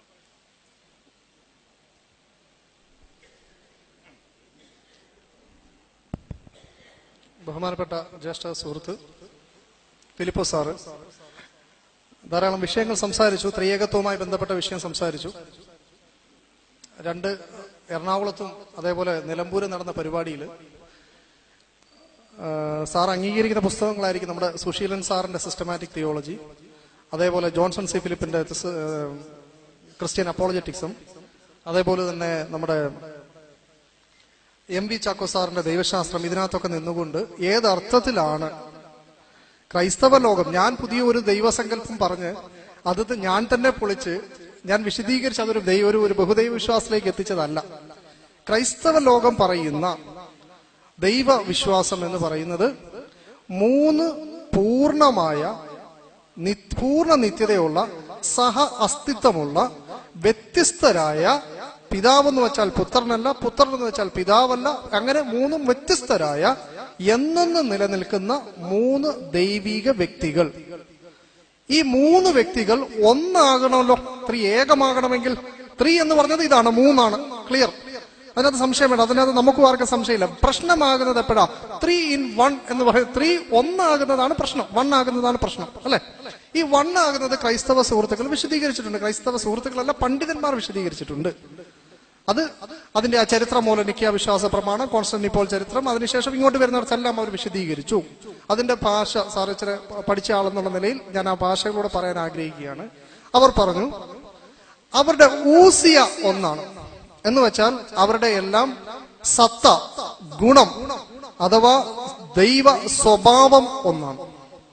അത് ഹോമോ ഊസിയാണ്. എന്നുവെച്ചാൽ ദൈവ ഗുണം, പിതാവിന് എന്തൊരു ദൈവത്തിന്റെ ഗുണം എന്താണോ അത് തന്നെയാണ് പുത്രന്റെയും ദൈവഗുണം, അത് തന്നെയാണ് പരിശുദ്ധാത്മാവിന്റെയും ദൈവഗുണം. ഇത് അല്ലാതെ ഒന്നാണെന്നല്ല. അവരുടെ ഊസിയ ഒന്നാണ്. സാറിന് സംശയം ഉണ്ടെങ്കിൽ ഞാനിപ്പോ ഈ പുസ്തകം വായിച്ചു കേൾപ്പിക്കും. ദൈവ സ്വഭാവത്തിലും ദൈവ ഗുണത്തിലും, മുസ്ലിങ്ങൾക്ക് മനസ്സിലാണെങ്കിൽ സിഫത്തിൽ, അള്ളാഹുവിനുള്ള അതേ സിഫത്ത് മറ്റൊരാൾക്കും വകവെച്ചു കൊടുക്കാം. ഈ തരത്തിലാണ് ഈ സിഫത്താണ് ഒന്നെന്ന് പറയുന്നത്. ഈ 3 പേർക്കുമുള്ള ഗുണങ്ങളുടെ ആകത്തുകയാണ് ഒന്ന്. അല്ല ദൈവം എന്ന് പറഞ്ഞ പിതാവും പുത്രനും ഒന്നാണെന്നൊരു വാദമില്ല. പിതാവ് എന്ന് പറയുന്നത് പുത്രൻ എന്ന് പറയുന്നത് ദൈവം തന്നെയാണെന്നൊരു വാദമില്ല. അങ്ങനെ ഒരു വാദം 2-ാം നൂറ്റാണ്ടിൽ ആളുകൾ പറഞ്ഞു. ദൈവശാസ്ത്രജ്ഞനായിരുന്ന സെബല്യൻ എന്ന് പറയുന്ന ഒരാൾ പറയുകയും ആ സെബല്യസിനെ സഭ ശപിച്ചു പുറത്താക്കുകയും ചെയ്തു.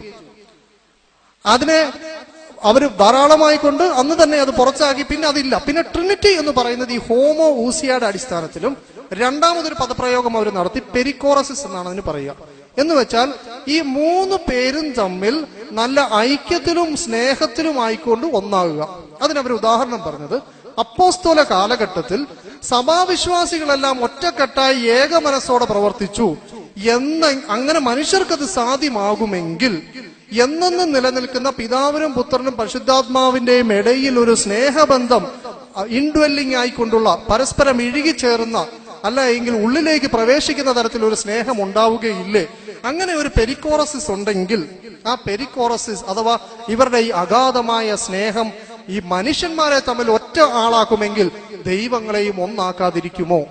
ചുരുക്കി പറഞ്ഞാൽ ഈ 2 തത്വങ്ങൾ വഴി, ഹോമോ ഊസിയ, പെരിക്കോറസിസ് എന്ന 2 തത്വങ്ങൾ വഴി ക്രൈസ്തവ ലോകം ആകെ പറഞ്ഞത് 3 ദൈവങ്ങളുണ്ട്. ശ്രദ്ധിച്ചു കേൾക്ക്. അവരാകെ പറഞ്ഞു വരുന്നത് 3 എന്നെന്നും നിലനിൽക്കുന്ന 3 ദൈവങ്ങൾ, അവർ ഒന്നാണ്. ഏതർത്ഥത്തിൽ? അവരുടെ സ്വഭാവ ഗുണത്തിൽ ഒന്നാണ്. അതേപോലെ തന്നെ അവർ തമ്മിൽ വലിയ സ്നേഹത്തിലാണ്. എന്നല്ലാതെ സാറിന് പിതാവും പുത്രനും ഒരു ദൈവം തന്നെയാണെന്നാണ് സാറിന്റെ വിശ്വാസം? പിതാവ് പുത്ര പരിശുദ്ധാത്മാവ് അല്ല, പിതാവും പുത്രനും ഒരു ദൈവമാണ്. യേശുക്രിസ്തു പറഞ്ഞിട്ടുണ്ട് ഞാനും പിതാവ് ഒന്നാകുന്നു എന്ന് പറഞ്ഞിട്ടുണ്ട്. എന്നതുകൊണ്ട് സാർ ഉദ്ദേശിക്കുന്നത് എന്താ? തുല്യ ആസ്തിക്യമുള്ള, തുല്യ ശക്തിയുള്ള, പിതാവിനെ കണ്ടാൽ പുത്രനെ കണ്ടു, പുത്രനെ കണ്ടാൽ പിതാവിനെ കണ്ടു എന്ന് പറഞ്ഞു. ഞാനും പിതാവ് ഒന്നാകുന്നു പറഞ്ഞു. പിതാവ് എന്നിലും ഞാൻ പിതാവിലും എന്ന് പറഞ്ഞു. ഈ പറയുന്നത് ഞാൻ ഏകനല്ല, എന്നെ അയച്ച പിതാവ് എന്റെ കൂടെ ഉണ്ട് എന്നൊക്കെ പറയുന്നത് വഴി സാറ് മനസ്സിലാക്കുന്നത് പിതാവ് എന്ന് പറഞ്ഞ ദൈവം തന്നെയാണോ പുത്രൻ എന്നാണോ?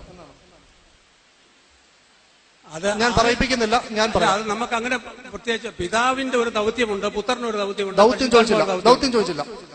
ചോദിച്ചില്ല. പിതാവ് എന്ന് പറയുന്ന ദൈവം, ആ ട്രയാങ്കിൾ എന്നിട്ട് നമ്മൾ മനസ്സിലാക്കണം. അതായത് ഞാനും സാറും ഒക്കെ ഈ കാലഘട്ടത്തിൽ ജീവിക്കുന്ന ആളുകൾ അല്ലെ. 6-ാം നൂറ്റാണ്ടിൽ പരിശുദ്ധ ഖുർആൻ അവതരിച്ചു, പ്രവാചകൻ സല്ലല്ലാഹു അലൈഹി വസല്ലം ഖുർആൻ അവതരിച്ചു. ഇന്ന് ഒരാൾ അത് വിശ്വസിക്കുന്നെങ്കിൽ അയാൾ മുസ്ലിമാണ്. സാർ ശ്രദ്ധിക്കും. ഇന്നത്തെ കാലഘട്ടത്തിൽ ഒരാൾ പരിശുദ്ധ ഖുർആനെ അംഗീകരിക്കുകയും പ്രവാചകൻ പഠിപ്പിച്ചത് അംഗീകരിക്കുകയും ചെയ്താൽ അയാൾ മുസ്ലിമാണ്. എന്ന് അല്ലാതെ എനിക്കിന്നൊരു ഇസ്ലാം ഉണ്ടാക്കി അത് വിശ്വസിക്കാൻ പറ്റില്ല. എന്നതുപോലെ സാറും ഒക്കെ ഞാനും ഒക്കെ ജനിക്കുന്നത് വളരെ മുമ്പ്, നൂറ്റാണ്ടുകൾക്ക് മുമ്പ് ത്രിയേകത്വം എന്ന് പറയുന്ന ഒരു വിശ്വാസം എഴുതി രേഖപ്പെടുത്തി വെച്ചിട്ടുണ്ട്. അത് സാറിന് വിശ്വസിച്ചാൽ ക്രിസ്ത്യാനിയാവാം. വിശ്വസിക്കുന്നില്ലെങ്കിൽ ഈ അന്ന് മൂലം നിലനിന്ന് വന്ന് ക്രിസ്തു മതത്തിലെ ത്രിയേകത്വം സാർ നിഷേധിക്കുന്നു. എന്റെ ബഹുമാനപ്പെട്ട സുഹൃത്ത് നിഷേധിച്ചതുപോലെ. ഇത് രണ്ടിൽ ഏതെങ്കിലും ഒരു നിലപാടേ ഉള്ളൂ. നമുക്കായിട്ടൊരു ത്രിയേകത്വം ഉണ്ടാക്കാൻ പറ്റില്ല. ആ പടം നിങ്ങൾ നോക്കിയാൽ ഡയഗ്രാം ഓഫ് ട്രിനിറ്റി, അത് പ്രൊട്ടസ്റ്റന്റുകാരും RC-ക്കാരും എല്ലാം ഒരേപോലെ തന്നെ അതിനകത്ത് അവർ അടിസ്ഥാനമായി പറയുന്നത് father is not the son, പിതാവ് എന്ന് പറയുന്നത് പുത്രനല്ല. ഇനി ഞാൻ സാറിന് അറിയാവുന്ന പുസ്തകമായിരിക്കും ഇത്. പിതാവ് പുത്രന് സമനോ സാമിനോ എന്ന് പറയുന്ന ഈ പുസ്തകത്തിൽ റജി ഈട്ടിമുട്ടിൽ എന്ന് പറയുന്ന അദ്ദേഹം എഴുതിയ പുസ്തകത്തിന്റെ അവതാരികയിൽ നമ്മുടെ OM ഷാമുവൽ സാറുണ്ട്, അതേപോലെ തന്നെ MM സക്രിയ സാറുണ്ട്, അതേപോലെ തന്നെ നമ്മുടെ പ്രഗത്ഭരായ ജോസ് മാങ്കുടിയുണ്ട്, PS തമ്പാനുണ്ട്. ഈ പ്രഗത്ഭരായ ആളുകളെല്ലാം എഴുതിയ പുസ്തകത്തിൽ യഹോവ സാക്ഷികളുമായി ജീവിതകാലം മുഴുവൻ ഡിബേറ്റ് നടത്തി MM സക്രിയ പറയുന്ന ഒരു ഭാഗം സാറിന് ശ്രദ്ധയിലേക്ക് കൊണ്ടുവരികയാണ്. പല പാഷാണ്ഡ വിശ്വാസങ്ങളെ കുറിച്ച് പറയുന്നതിന്റെ കൂടെ പറയുകയാണ്, ചിലർ ദൈവപുത്രൻ പിതാവിന്റെ സൃഷ്ടിയാണെന്നും ദൈവമല്ലെന്നും പഠിപ്പിച്ചു. ആരെ പോലെ? റസലുകാർ പഠിപ്പിച്ചതുപോലെ. മറ്റു ചിലർ, അതിനകത്ത് സാറിന്റെ വിശ്വാസം ഉണ്ടെന്ന് സാറ് പറയണം, മറ്റു ചിലർ പിതാവ് തന്നെയാണ് പുത്രനെന്നും ആ പുത്രൻ തന്നെയാണ് പരിശുദ്ധാത്മാവായി വന്നതെന്നും മറ്റും പഠിപ്പിച്ച് അങ്ങനെ പല പല വചനവിരുദ്ധമായ ദുർവ്യാഖ്യാനങ്ങളും കഠിനമായ ദുരുപദേശങ്ങളും വ്യാപിച്ചു. എങ്ങനെ? പിതാവ് തന്നെയാണ് പുത്രൻ, അഥവാ പിതാവിന് പുത്രനെ കണ്ടാൽ പിതാവിനെ കണ്ടു എന്ന് അക്ഷരാർത്ഥത്തിൽ വിശ്വസിക്കുന്നത് ദുരുപദേശം. പിതാവ് പുത്രനുണ്ട് എന്ന് അക്ഷരാർത്ഥത്തിൽ വിശ്വസിക്കുന്നത് ദുരുപദേശം. ഞാനും പിതാവും ഒന്നാകുന്നു എന്ന് അക്ഷരാർത്ഥത്തിൽ വിശ്വസിക്കുന്നത് ദുരുപദേശം എന്ന് ഇദ്ദേഹത്തിന് മാത്രമല്ല, ഇത് ഇച്ചിരി ക്ലിയർ ആയിട്ട് എഴുതിയേക്കുന്നതുകൊണ്ടാണ് ബാക്കിയുള്ള നമ്മുടെ ഈ പറഞ്ഞ സുശീലൻ സാറിന്റെയും അതേപോലെ പരിശുദ്ധ തൃത്വമൊക്കെ ഞാൻ വായിച്ചല്ലോ. എല്ലാവരും കോമൺ ആയിട്ട് അത് ഒരാളുടെ ഏതെങ്കിലും, ഇപ്പൊ ക്രൈസ്തവരിൽ ധാരാളം സെക്റ്റുകൾ ഉണ്ടാവും, അതിനകത്ത് ഏതെങ്കിലും ഒരു സെക്റ്റിനെ, ഇസ്ലാമിന് അനുകൂലമായ ഒരു സെക്റ്റിനെ കൊണ്ടുവന്നിട്ട് അതാണ് ക്രിസ്തുമതം എന്ന് പ്രചരിപ്പിച്ച് അങ്ങനെ ഒരു ലാഭം നേടുകയല്ല. മുഴുവൻ ക്രൈസ്തവരും ത്രിയേകത്വം എന്ന് പറഞ്ഞിരിക്കുന്നത് ഇതാണ്. ഇതല്ലാതൊരു ത്രിയേകത്വം ഇല്ല. സാറിന് പുതിയ ഒരെണ്ണം ഉണ്ടാക്കി വേണമെങ്കിൽ വിശ്വസിക്കാം, പക്ഷെ ത്രിയേകത്വം എന്നതാണോ? ഇനി ഹോമോഊസിയ എന്ന് പറഞ്ഞിട്ട് ഇവരെ വിശദീകരിക്കുന്നത്, സുശീലൻ സാർ വിശദീകരിക്കുന്നതിലും ഇതേപോലെ തന്നെയാണ് എന്ത് ചെയ്ത് വിശദീകരിക്കുന്നത്. ഞാൻ എന്റെ ആ മറ്റ് സീഡുകൾ ഞാനത് വിശദീകരിച്ചിട്ടുണ്ട്. ഇന്ന് ഇവിടുത്തെ ചോദ്യോത്തരത്തിന് കൂടുതൽ സമയം നൽകണമെന്ന് നമ്മുടെ സുഹൃത്തുക്കൾ പറഞ്ഞതുകൊണ്ടാണ് ഇത് ഇങ്ങനെ തീർക്കേണ്ടി വന്നത്. ഞാൻ എളുപ്പത്തിൽ താങ്കളോട് വായിച്ചു കേൾപ്പിക്കാം. സുശീലൻ സാർ ഈ ഹോമോഊസിയ എന്ന് പറയുന്നത് വിശദീകരിക്കുന്നത് കേട്ടോളൂ. അദ്ദേഹം പറയുന്നത്, പിതാവ് സർവശക്തനാണ്, പുത്രനും സർവശക്തനാണ്, പരിശുദ്ധാത്മാവ് സർവശക്തനാണ്. മൂന്നാളത്തങ്ങൾക്കും ഉള്ളത് ഒരേ ഒരു സർവശക്തിയാണ്. അതായത് ഒരേപോലുള്ള സർവശക്തിയാണ് മൂന്ന് പേർക്കും ഉള്ളത്. സർവശക്തി മൂന്ന് പേർക്കും പ്രത്യേകം വിഭജിക്കപ്പെടുകയാണെങ്കിൽ മൂന്ന് പേരും മൂന്ന് ദൈവങ്ങളായി തീരും. പക്ഷെ ഇവിടെ എല്ലാവർക്കും ഒരേപോലെ തുല്യമാണെന്നാണ് അദ്ദേഹം പറയുന്നത്. എന്നിട്ട് അദ്ദേഹം പറയുന്നു, പിതാവിന് അതിന്റെ സമ്പൂർണതയിൽ തന്നെ സർവശക്തി ഉണ്ട്, അതേപോലെ പുത്രനുമുണ്ട്, പരിശുദ്ധാത്മാവിനുമുണ്ട്. എല്ലാ ദൈവിക ഗുണങ്ങളെ സംബന്ധിച്ചും, കേട്ടണം, എല്ലാ ദൈവിക ഗുണങ്ങളെ സംബന്ധിച്ചും ഇത് സത്യമത്രേ. സകല ദൈവിക ഗുണങ്ങളുടെയും ആകത്തുകയാണ് സാരാംശം അഥവാ ഊസിയ. ദൈവിക ഗുണങ്ങളെല്ലാം അഭാജ്യമാണ്, അതായത് വിഭജിക്കപ്പെടാവുന്നതല്ല. തന്മൂലം ദൈവിക ഗുണങ്ങളുടെ എല്ലാം ആകത്തുകയായ സാരാംശം ഒന്ന് മാത്രമാണ്. അതുകൊണ്ട് ത്രിയേകത്വ ഉപദേശം അനുസരിച്ച് ഏക ദൈവമേ ഉള്ളൂ എന്ന് പറയുന്നത് ഏതിന്റെ അടിസ്ഥാനത്തിലാ? ഈ ഹോമോ ഊസിയ എന്നതിന്റെ അടിസ്ഥാനത്തിലാണ്. ഇദ്ദേഹം തന്നെ അതിന്റെ മൂന്നായിട്ടിരിക്കുന്നതിനെ കുറിച്ച് പറയുന്നു. ദൈവിക ആളത്തങ്ങൾ വിഭിന്നങ്ങളാണെന്ന് പറയുമ്പോൾ പിതാവ് പുത്രനോ പരിശുദ്ധാത്മാവോ അല്ലെന്നും, പുത്രൻ പിതാവോ പരിശുദ്ധാത്മാവോ അല്ലെന്നും, പരിശുദ്ധാത്മാവ് പുത്രനോ പിതാവോ അല്ലെന്നും വ്യക്തമാക്കപ്പെടുന്നു. ഇത് മൂന്നും എൻറ്റയർലി ഡിഫറെന്റ് ആണ്. അതുകൊണ്ടാണ് ഞാൻ പറഞ്ഞത്, ക്രൈസ്തവ സുഹൃത്തുക്കൾ പറയുന്ന ട്രിനിറ്റിയെ നമ്മൾ സിംപ്ലിഫൈ ചെയ്ത്, ഈ മനുഷ്യർക്ക് പെട്ടെന്ന് ഇപ്പൊ എസൻസ് എന്താ, നേച്ചർ എന്താ, ഊസി എന്താന്നൊന്നും പറഞ്ഞാൽ മനസ്സിലാവില്ല എന്ന് സിമ്പിളായിട്ട് നമ്മൾ പറഞ്ഞാൽ അതിനകത്ത് മനസ്സിലാക്കാൻ സാധിക്കുക. ബഹുദൈവങ്ങളുണ്ട്, പക്ഷെ അവർ തമ്മിൽ ഏറ്റക്കുറച്ചിലില്ല, അതേപോലെ തന്നെ നല്ല സ്നേഹമാണെന്ന് മാത്രമേ അർത്ഥം വരികയുള്ളൂ. ഇനി എന്റെ ബഹുമാനപ്പെട്ട ജ്യേഷ്ഠ സുഹൃത്ത് ചോദിച്ച ചോദ്യത്തിലേക്ക് ഞാൻ വരികയാണ്. സന്ദർഭം ഇതാണ്, എല്ലാവരും ശ്രദ്ധിക്കുക. യേശുക്രിസ്തു ധാരാളം അത്ഭുതങ്ങളും കാര്യങ്ങളും ചെയ്യുന്ന സന്ദർഭത്തിൽ ധാരാളം ആളുകൾ യേശുക്രിസ്തുവിനെ കുറിച്ച് ധാരാളം ധാരണകൾ വെച്ച് പുലർത്തി. അവർ പറഞ്ഞു അത് മുൻകാലത്ത് മരിച്ചുപോയ ഏതോ ഒരു പ്രവാചകൻ ഉയർത്തെഴുന്നേറ്റതാണ്. ചിലർ പറഞ്ഞു അത് യെരമ്യാവാണ്, ചിലർ പറഞ്ഞു അത് ഏലിയാവാണ്, ചിലർ പറഞ്ഞു അത് വേറെ ഏതോ പ്രവാചകൻ ആണ് എന്നൊക്കെ പറഞ്ഞ് പല വീക്ഷണങ്ങൾ വെച്ച് പുലർത്തി. അപ്പൊ യേശുക്രിസ്തു ആളുകളോട് ചോദിച്ചു, ശിഷ്യന്മാരോട് ചോദിച്ചു, ജനങ്ങൾ എന്നെ കുറിച്ച് എന്തു പറയുന്നു? അപ്പൊ അവരിതൊക്കെ പറഞ്ഞു. അപ്പൊ യേശുക്രിസ്തു പത്രോസിനോട് ചോദിച്ചു, നീ എന്നെ കുറിച്ച് എന്ത് വിശ്വസിക്കുന്നു? അതുപോട്ടെ, ബാക്കിയുള്ളവരോടൊന്നും ഞാൻ എന്ത് ചെയ്തിട്ടില്ല. അവരെല്ലാം കണ്ടത് വെച്ച് പറയുക, നീ എന്റെ കൂടെ നടക്കുന്നവനാണല്ലോ, നിന്റെ വിശ്വാസം എന്താ? ആണ് അദ്ദേഹം പറഞ്ഞു. സുവിശേഷങ്ങളിൽ രണ്ട് തരത്തിൽ അത് റിപ്പോർട്ട് ചെയ്തിട്ടുണ്ട്. രണ്ട് സുവിശേഷങ്ങളിൽ രണ്ട് രീതിയിൽ റിപ്പോർട്ട് ചെയ്തിട്ടുണ്ട്. അതിനകത്തുള്ളത് ഒന്നിനകത്ത് കാണാം, നീ ദൈവപുത്രനായ ക്രിസ്തു. ഒന്ന്. രണ്ട്, നീ ദൈവത്തിന്റെ ക്രിസ്തു. രണ്ട് തരത്തിലുള്ള ഇത്. അതുകൊണ്ട് സാറിന് ഏറ്റവും അനുകൂലമായിട്ടുള്ള നീ ദൈവപുത്രനായ ക്രിസ്തു എന്നതിലേക്ക് നമുക്ക് എടുക്കാം, എന്നിട്ട് ചർച്ച ചെയ്യാം. ദൈവപുത്രനായ ക്രിസ്തു എന്ന് യേശുക്രിസ്തു ഇവിടെ പത്രോസ് പറയുന്നു. യേശുക്രിസ്തു പറഞ്ഞു, നിനക്കിത് മനുഷ്യനല്ല വെളിപ്പെടുത്തിയത്, സ്വർഗീയ മർമ്മങ്ങൾ നിനക്ക് ഗ്രഹിക്കാമെന്ന് ദൈവമാണ് നിനക്ക് വെളിപ്പെടുത്തിയത് എന്ന് പറഞ്ഞു. എന്നിട്ട് യേശുക്രിസ്തു അപ്പോൾ എന്നതിന്റെ അർത്ഥം എന്താ? ബൈബിളിലുടനീളം, ഞാൻ നേരത്തെ വിഷയാവതരണത്തിൽ പറഞ്ഞു, ബൈബിളിലുടനീളം ദൈവപുത്രം എന്ന പദപ്രയോഗമുണ്ട്. ഇസ്രായേലിനെ ദൈവപുത്രൻ എന്ന് പറയുന്നുണ്ട്, എഫ്രൈമിനെ പറയുന്നുണ്ട്, ശലോമോനെ പറയുന്നുണ്ട്, ദാവീദിനെ പറയുന്നുണ്ട്. ദൈവവചനത്തിൽ വിശ്വസിക്കുന്നവരെല്ലാം ദൈവമക്കളാണെന്ന് പറയുന്നുണ്ട്. മുഴുവൻ ആളുകളെയും പ്രാർത്ഥന പഠിപ്പിക്കുമ്പോൾ യേശുക്രിസ്തു പഠിപ്പിക്കുന്നുണ്ട്, സ്വർഗസ്ഥനായ പിതാവിനോട് പ്രാർത്ഥിക്കാൻ പറയുന്നുണ്ട്. അതേപോലെ തന്നെ യേശുക്രിസ്തു ദൈവമാരാ, യേശുവാരാ, വിശ്വാസികളാരാ എന്ന് തരംതിരിക്കുന്ന ഒരു വാക്യം യേശുക്രിസ്തു പറയുന്നുണ്ട്. നിങ്ങൾ ഭൂമിയിൽ ആരും പിതാവെന്ന് പേരെടുക്കരുത്, നിങ്ങളുടെ പിതാവ് ഒരുവൻ മാത്രം ദൈവം. എന്നുവെച്ചാൽ നിങ്ങളുടെ എല്ലാവരും ദൈവത്തിന്റെ മക്കളാണ്. 2, നിങ്ങൾ നായകൻ എന്ന് പേരെടുക്കരുത്, നിങ്ങളുടെ നായകൻ ഒരുവൻ മാത്രമേ ഉള്ളത്, ക്രിസ്തുവാണ്. നിങ്ങളെല്ലാവരും സഹോദരന്മാർ. ഇവിടെ എല്ലാവർക്കും പിതാവ് ഒരാളാണ്, ബാക്കിയെല്ലാം ദൈവമക്കളാണെന്ന് യേശുക്രിസ്തു തന്നെ വിശദീകരിച്ചിട്ടുണ്ട്. ഇനി യേശുക്രിസ്തു പറഞ്ഞ ദൈവപുത്രത്വം നിത്യ വിശ്വാസ പ്രമാണം അല്ലെങ്കിൽ ക്രൈസ്തവ ലോകം വിശ്വസിക്കുന്ന തരത്തിൽ അനാദികാലത്തിൽ പിതാവിൽ നിന്ന്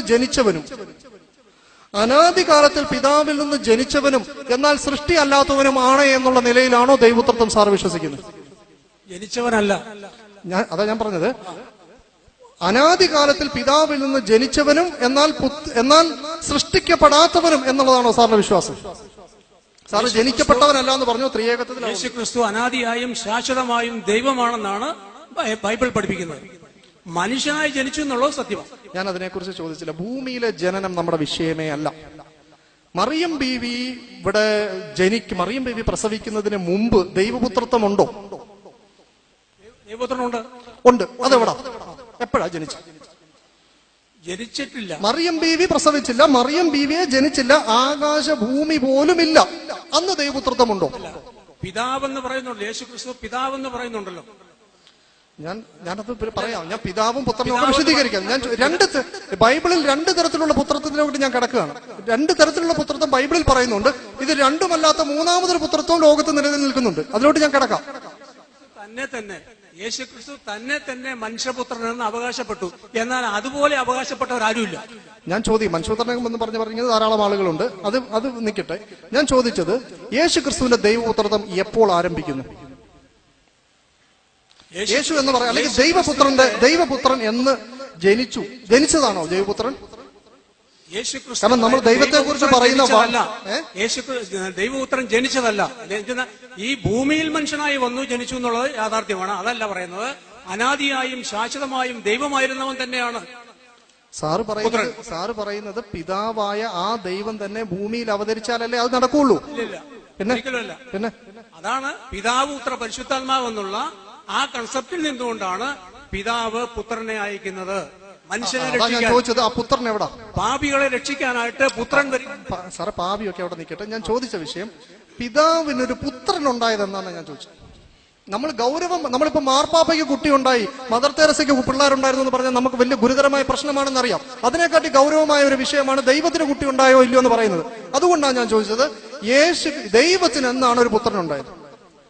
ഞാനൊരു കാര്യം ചോദിക്കട്ടെ. ദൈവം സാറേ, പ്രായം കൂടുതലുണ്ട്, ഞാൻ ചോദ്യം ചെയ്യാന്ന് വിചാരിക്കരുത്. സാർ അത് പറയോ അല്ലെങ്കിൽ ഞാൻ പറയോ ചെയ്യാം, കുഴപ്പമില്ല. ദൈവം പിതാവാണല്ലോ, സമ്മതിക്കുന്നുണ്ടല്ലോ. ദൈവം പിതാവാണെന്ന് സമ്മതിക്കുന്നുണ്ടല്ലോ. നിങ്ങൾ പറയുന്ന അർത്ഥത്തിലില്ല. ക്രൈസ്തവ ലോകം പറയുന്ന അർത്ഥത്തിൽ പുത്രനാണെന്നോ പിതാവാണെന്നോ ഞാൻ അംഗീകരിക്കുന്നില്ല. അങ്ങനെ വാദമില്ല. ബൈബിള് പറയുന്നു ദൈവം പിതാവായിരിക്കുന്നിടത്തോളം കാലം ദൈവത്തിന് പുത്രനുമുണ്ട്. ഞാൻ ചോദിക്കുന്നത് ഇത്രയേ ഉള്ളൂ, ദൈവപുത്രത്വം എന്ന് ആരംഭിക്കുന്നു? സാറ് പറഞ്ഞില്ലെങ്കിൽ ഞാനങ്ങ് പറയാം. എന്താ കേട്ടില്ല? യേശുവിൻ ഇപ്പൊ ഭൂമി ജനിച്ചതൊക്കെ പോട്ടെ, അതൊക്കെ നമ്മൾ വിട്ടു. പോട്ടെ. നമുക്ക് പറയാനുള്ള വിഷയം, എന്നാണ് ദൈവത്തിനൊരു പുത്രൻ ജനിച്ചത്? ഞാൻ ചോദിക്കുന്നത്, ദൈവം പിതാവാണെന്ന് വിശുദ്ധ ബൈബിൾ പറയുന്നുവെങ്കിൽ പിതാവാകുന്നത് പുത്രൻ ഉണ്ടായെങ്കിലല്ലേ പിതാവെന്ന് പറയാൻ പറ്റുള്ളൂ. അത് ഞാൻ വിശദീകരിക്കാം. ജനിച്ചിട്ടില്ല. പുത്രൻ സൃഷ്ടിയല്ല. പുത്രൻ സൃഷ്ടിയല്ല. ജനിച്ചോ? ജനിച്ചോ? അതാ പറഞ്ഞു, ജനിച്ചതല്ല. സ്വയമേ ഉള്ളവനാ, സ്വയമേ ഉള്ളവൻ. ഇനി ഇത് മാറ്റിക്കോ. ക്രൈസ്തവ ലോകം പറയുന്നത്, ക്രൈസ്തവ ലോകം ട്രിനിറ്റി എല്ലാവരും ബൈബിളാണ് ഞാൻ പറയുന്നത്. സാറ് ട്രിനിറ്റി അംഗീകരിക്കുന്നില്ല. AD 325 ക്രൈസ്തവ ലോകം എഴുതി വെക്കുകയും RC-ക്കാർ പറഞ്ഞ ആ വിഷയം പ്രൊട്ടസ്റ്റന്റുകാരെല്ലാം ഉൾപ്പെടെ അംഗീകരിക്കുന്ന, സാറ് ഈ തൃത്വം അംഗീകരിച്ചുകൊണ്ടാണ് സാറ് മുന്നോട്ട് വന്നത്. ഇദ്ദേഹം തൃത്വം നിഷേധിച്ചു, താങ്കൾ തൃത്വത്തെ അംഗീകരിച്ച് മുന്നോട്ട് വന്നതുകൊണ്ടാണ് ഞാൻ ചോദിച്ചത്. ഈ തൃത്വം ക്രൈസ്തവ ലോകത്തിൽ പല വ്യത്യസ്തങ്ങളായ ഇല്ല, ബൈബിൾ ഉദ്ധരിച്ചുകൊണ്ടാണ് ഞാൻ പറയുന്നത്. ബൈബിൾ ഉദ്ധരിച്ചുകൊണ്ടാണ്, ബൈബിളിൽ തെറ്റില്ല. ഞാൻ പറഞ്ഞത് ഏകോപിച്ച് എല്ലാവരും പറഞ്ഞിരിക്കുന്ന ട്രിനിറ്റിയെ കുറിച്ചിട്ട് ഞാൻ പറഞ്ഞല്ലോ. ഇവിടെ ഇരിക്കുന്ന ഈ ആളിനെയൊക്കെ സാർ അംഗീകരിക്കുന്നതല്ലേ? അല്ലേ? അവരുടെ പുസ്തകത്തിൽ നിന്നാണ് ഞാൻ പറഞ്ഞത്, അവരുടെ പുസ്തകത്തിൽ നിന്നാണ് പറഞ്ഞത്. അതിനകത്ത് ശ്രദ്ധിച്ചു കേട്ടോ, എന്താണ് ഈ പരിശുദ്ധ ഖുർആൻ വളരെ ഗുരുതരമായി ഗൗരവമായി വയുന്ദറല്ലദീന ഖാലു തഹദല്ലാഹു വലദൻ, അള്ളാഹുവിന് പുത്രനുണ്ടായി എന്ന് പറയുന്നവരെ വളരെ ശക്തമായ മുന്നറിയിപ്പ് നൽകാനുള്ള കാരണം എന്താ? അത് നമ്മൾ ആദ്യം മനസ്സിലാക്കണം. നിക്കിയ വിശ്വാസ പ്രമാണം ഞാൻ സാറിന് വായിക്കാം, എല്ലാവരും കേൾക്കാം, സാറിന് വേണ്ടിയല്ല, മൊത്തത്തിൽ വായിക്കുക. ശ്രദ്ധിച്ചു. സർവശക്തനായ പിതാവും ദൃശ്യവും അദൃശ്യവുമായ സകലത്തിന്റെയും സൃഷ്ടാവും ആയ ഏക ദൈവത്തിൽ ഞങ്ങൾ വിശ്വസിക്കുന്നു. ഏക കർത്താവും ദൈവപുത്രനും, ഇനി കേട്ടോണം എങ്ങനെ ദൈവപുത്രനായിരുന്നു, പിതാവിൽ നിന്ന്, അതായത് പിതാവിന്റെ സത്തയിൽ നിന്ന് ജനിച്ച ഏകജാതനും, ദൈവത്തിൽ നിന്നുള്ള ദൈവവും, പ്രകാശത്തിൽ നിന്നുള്ള പ്രകാശവും, സത്യദൈവത്തിൽ നിന്നുള്ള ദൈവവും, ജനിച്ചവനും എന്നാൽ സൃഷ്ടിയല്ലാത്തവനും, ജനിച്ചവനും എന്നാൽ സൃഷ്ടിയല്ലാത്തവനും. അപ്പോഴാണ് പുത്രനാവുള്ളൂ. പ്രസ്താവന തെറ്റാണ്, പ്രസ്താവന തെറ്റാണ്. അപ്പൊ നിക്കിയ ഔട്ട്. ഇനി സാറ് പറയുന്നതിലേക്ക് കിടക്കാം. നമുക്ക് അതിങ്ങോട്ട് ഓരോന്നങ്ങോട്ട് അത് മാറി, അത് നമ്മളിനി അത് ചർച്ച ചെയ്യുന്നില്ല. യെസ്. ഇനിയിപ്പം സാറ് പറഞ്ഞല്ലോ ദൈവപുത്രത്വം, ആ ദൈവപുത്രത്തിലേക്ക് നമ്മൾ കിടക്കുകയാണ്. അപ്പം യേശുക്രിസ്തു ഒരു ദൈവപുത്രത്വം അവിടെ നമ്മുടെ പത്രോസ് പറഞ്ഞു, ദൈവപുത്രനെ കുറിച്ച് പറഞ്ഞു, ഇല്ലേ?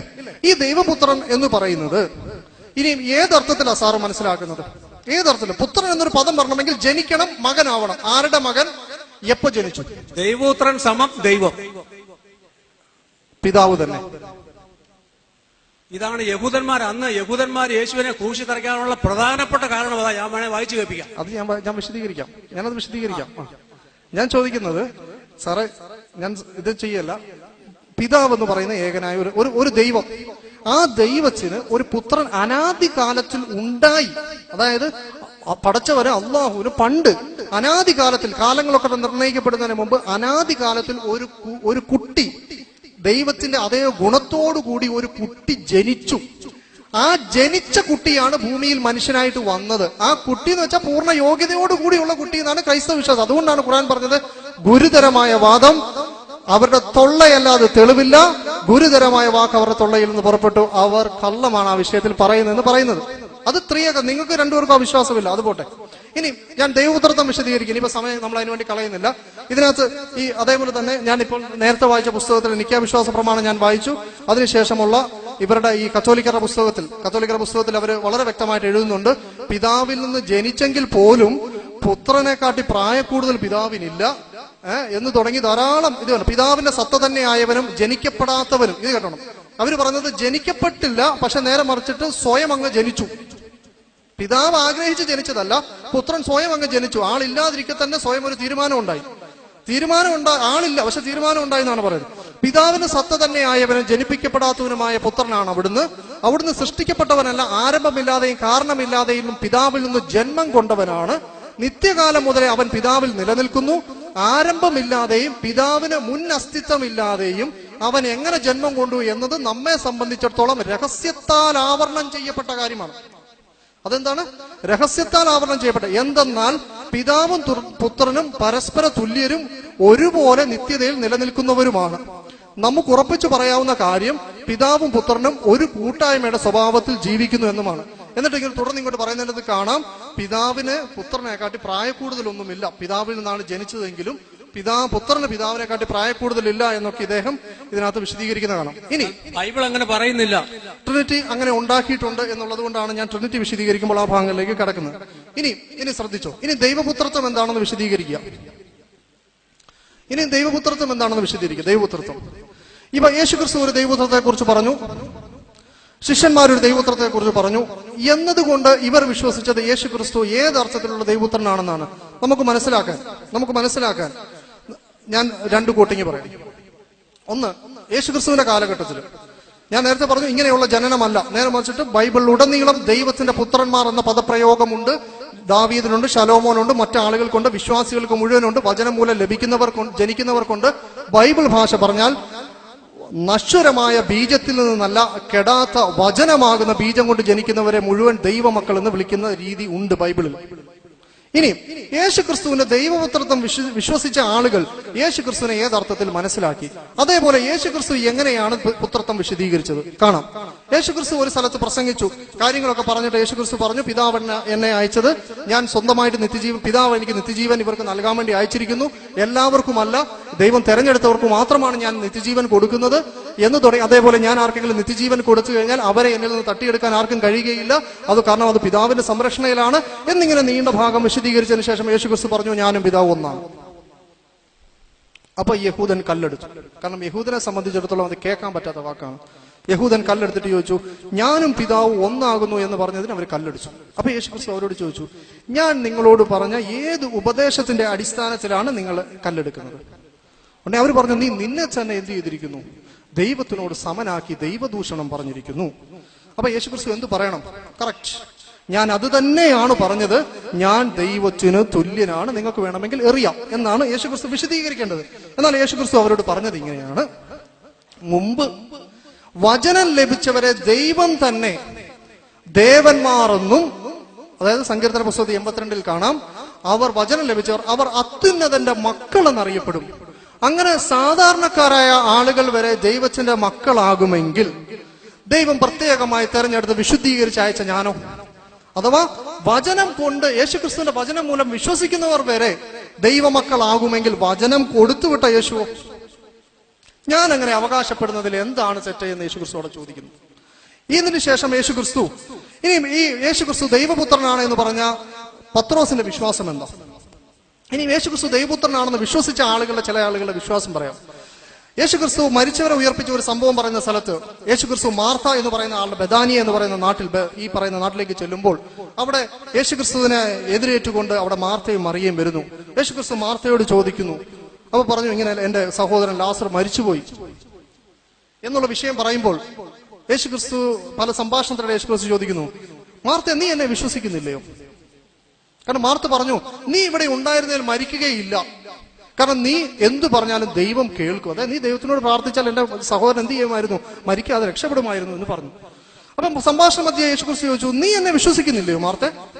അവിടെ മാർത്ത പറഞ്ഞു, നീ ലോകത്തിലേക്ക് വരുവാനുള്ള ദൈവപുത്രനായ ക്രിസ്തു എന്ന് ഞാൻ വിശ്വസിക്കുന്നു, അല്ലെ എന്ന് വിശ്വസിക്കുന്നു. ഈ മാർത്തയാണ് എന്ത് പറയുന്നത്? യേശുക്രിസ്തു ദൈവമാണെന്നല്ല പറയുന്നത്. യേശുക്രിസ്തു എന്താണെന്നാണ് പറയുന്നത്? യേശുക്രിസ്തുവിന്റെ പ്രാർത്ഥന ദൈവം കേൾക്കും. ഇനി മുന്നോട്ട് പോകുന്നു. യേശുക്രിസ്തു ലാസറിനെ ഉയർപ്പിക്കാൻ വേണ്ടി ചെല്ലുന്നു. ഞാൻ വിശദീകരിച്ചു, ഞാൻ തീർന്നതിന് ശേഷം വായിച്ചു തരാം. യേശുക്രിസ്തു ലാസറിനെ ഉയർപ്പിക്കാൻ വേണ്ടി ചെല്ലുന്നു. യേശുക്രിസ്തു അവിടെ നിന്നുകൊണ്ട് പറയുന്നു, പിതാവേ, നീ എപ്പോഴും എന്റെ പ്രാർത്ഥന കേൾക്കുന്നത് കൊണ്ട് ഞാൻ നിന്നെ മഹത്വപ്പെടുത്തുന്നു. നീ എപ്പോഴും എന്റെ പ്രാർത്ഥന കേൾക്കുന്നു എന്ന് എനിക്കറിയാം. എങ്കിലും ഈ ജനം എന്നെ വിശ്വസിക്കേണ്ടതിന് ഞാൻ നിന്നോട് പറയുന്നു, ഈ ജനം നീ എന്നെ അയച്ചു എന്ന് ഈ ജനം വിശ്വസിക്കേണ്ടതിന് ഞാൻ പറയുന്നു, ലാസറെ പുറത്തു വരിക.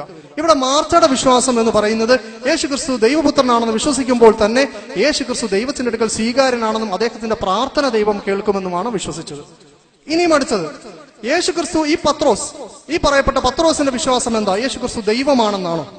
യേശുക്രിസ്തുവിനെ കുറിച്ചിട്ട് പറയുന്നു, പത്രോസ് പറയുന്നു, ഞാൻ എന്റെ വിശ്വാവതരണ വേളയിൽ ഞാൻ ഉദ്ധരിച്ചു, യേശുക്രിസ്തു പറയുന്നു, അബ്രഹാമിന്റെയും ഇസഹാക്കിന്റെയും യാക്കോബിന്റെയും ദൈവം, നമ്മുടെ പിതാക്കന്മാരുടെ ദൈവം തന്നെ അവിടുത്തെ പരിശുദ്ധ ദാസനായ യേശുവിനെ മഹത്വപ്പെടുത്തി.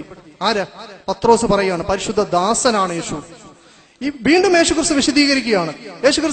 പത്രോസ് പ്രാർത്ഥിക്കുകയാണ്, ആകാശവും ഭൂമിയും സമുദ്രവും അവയിലെ സകലതും സൃഷ്ടിച്ച നാഥ, നിന്റെ പരിശുദ്ധ ദാസനായ യേശുവിനെതിരായി ധാരാളം ആളുകൾ ഇവിടെ കൂട്ടം കൂടി.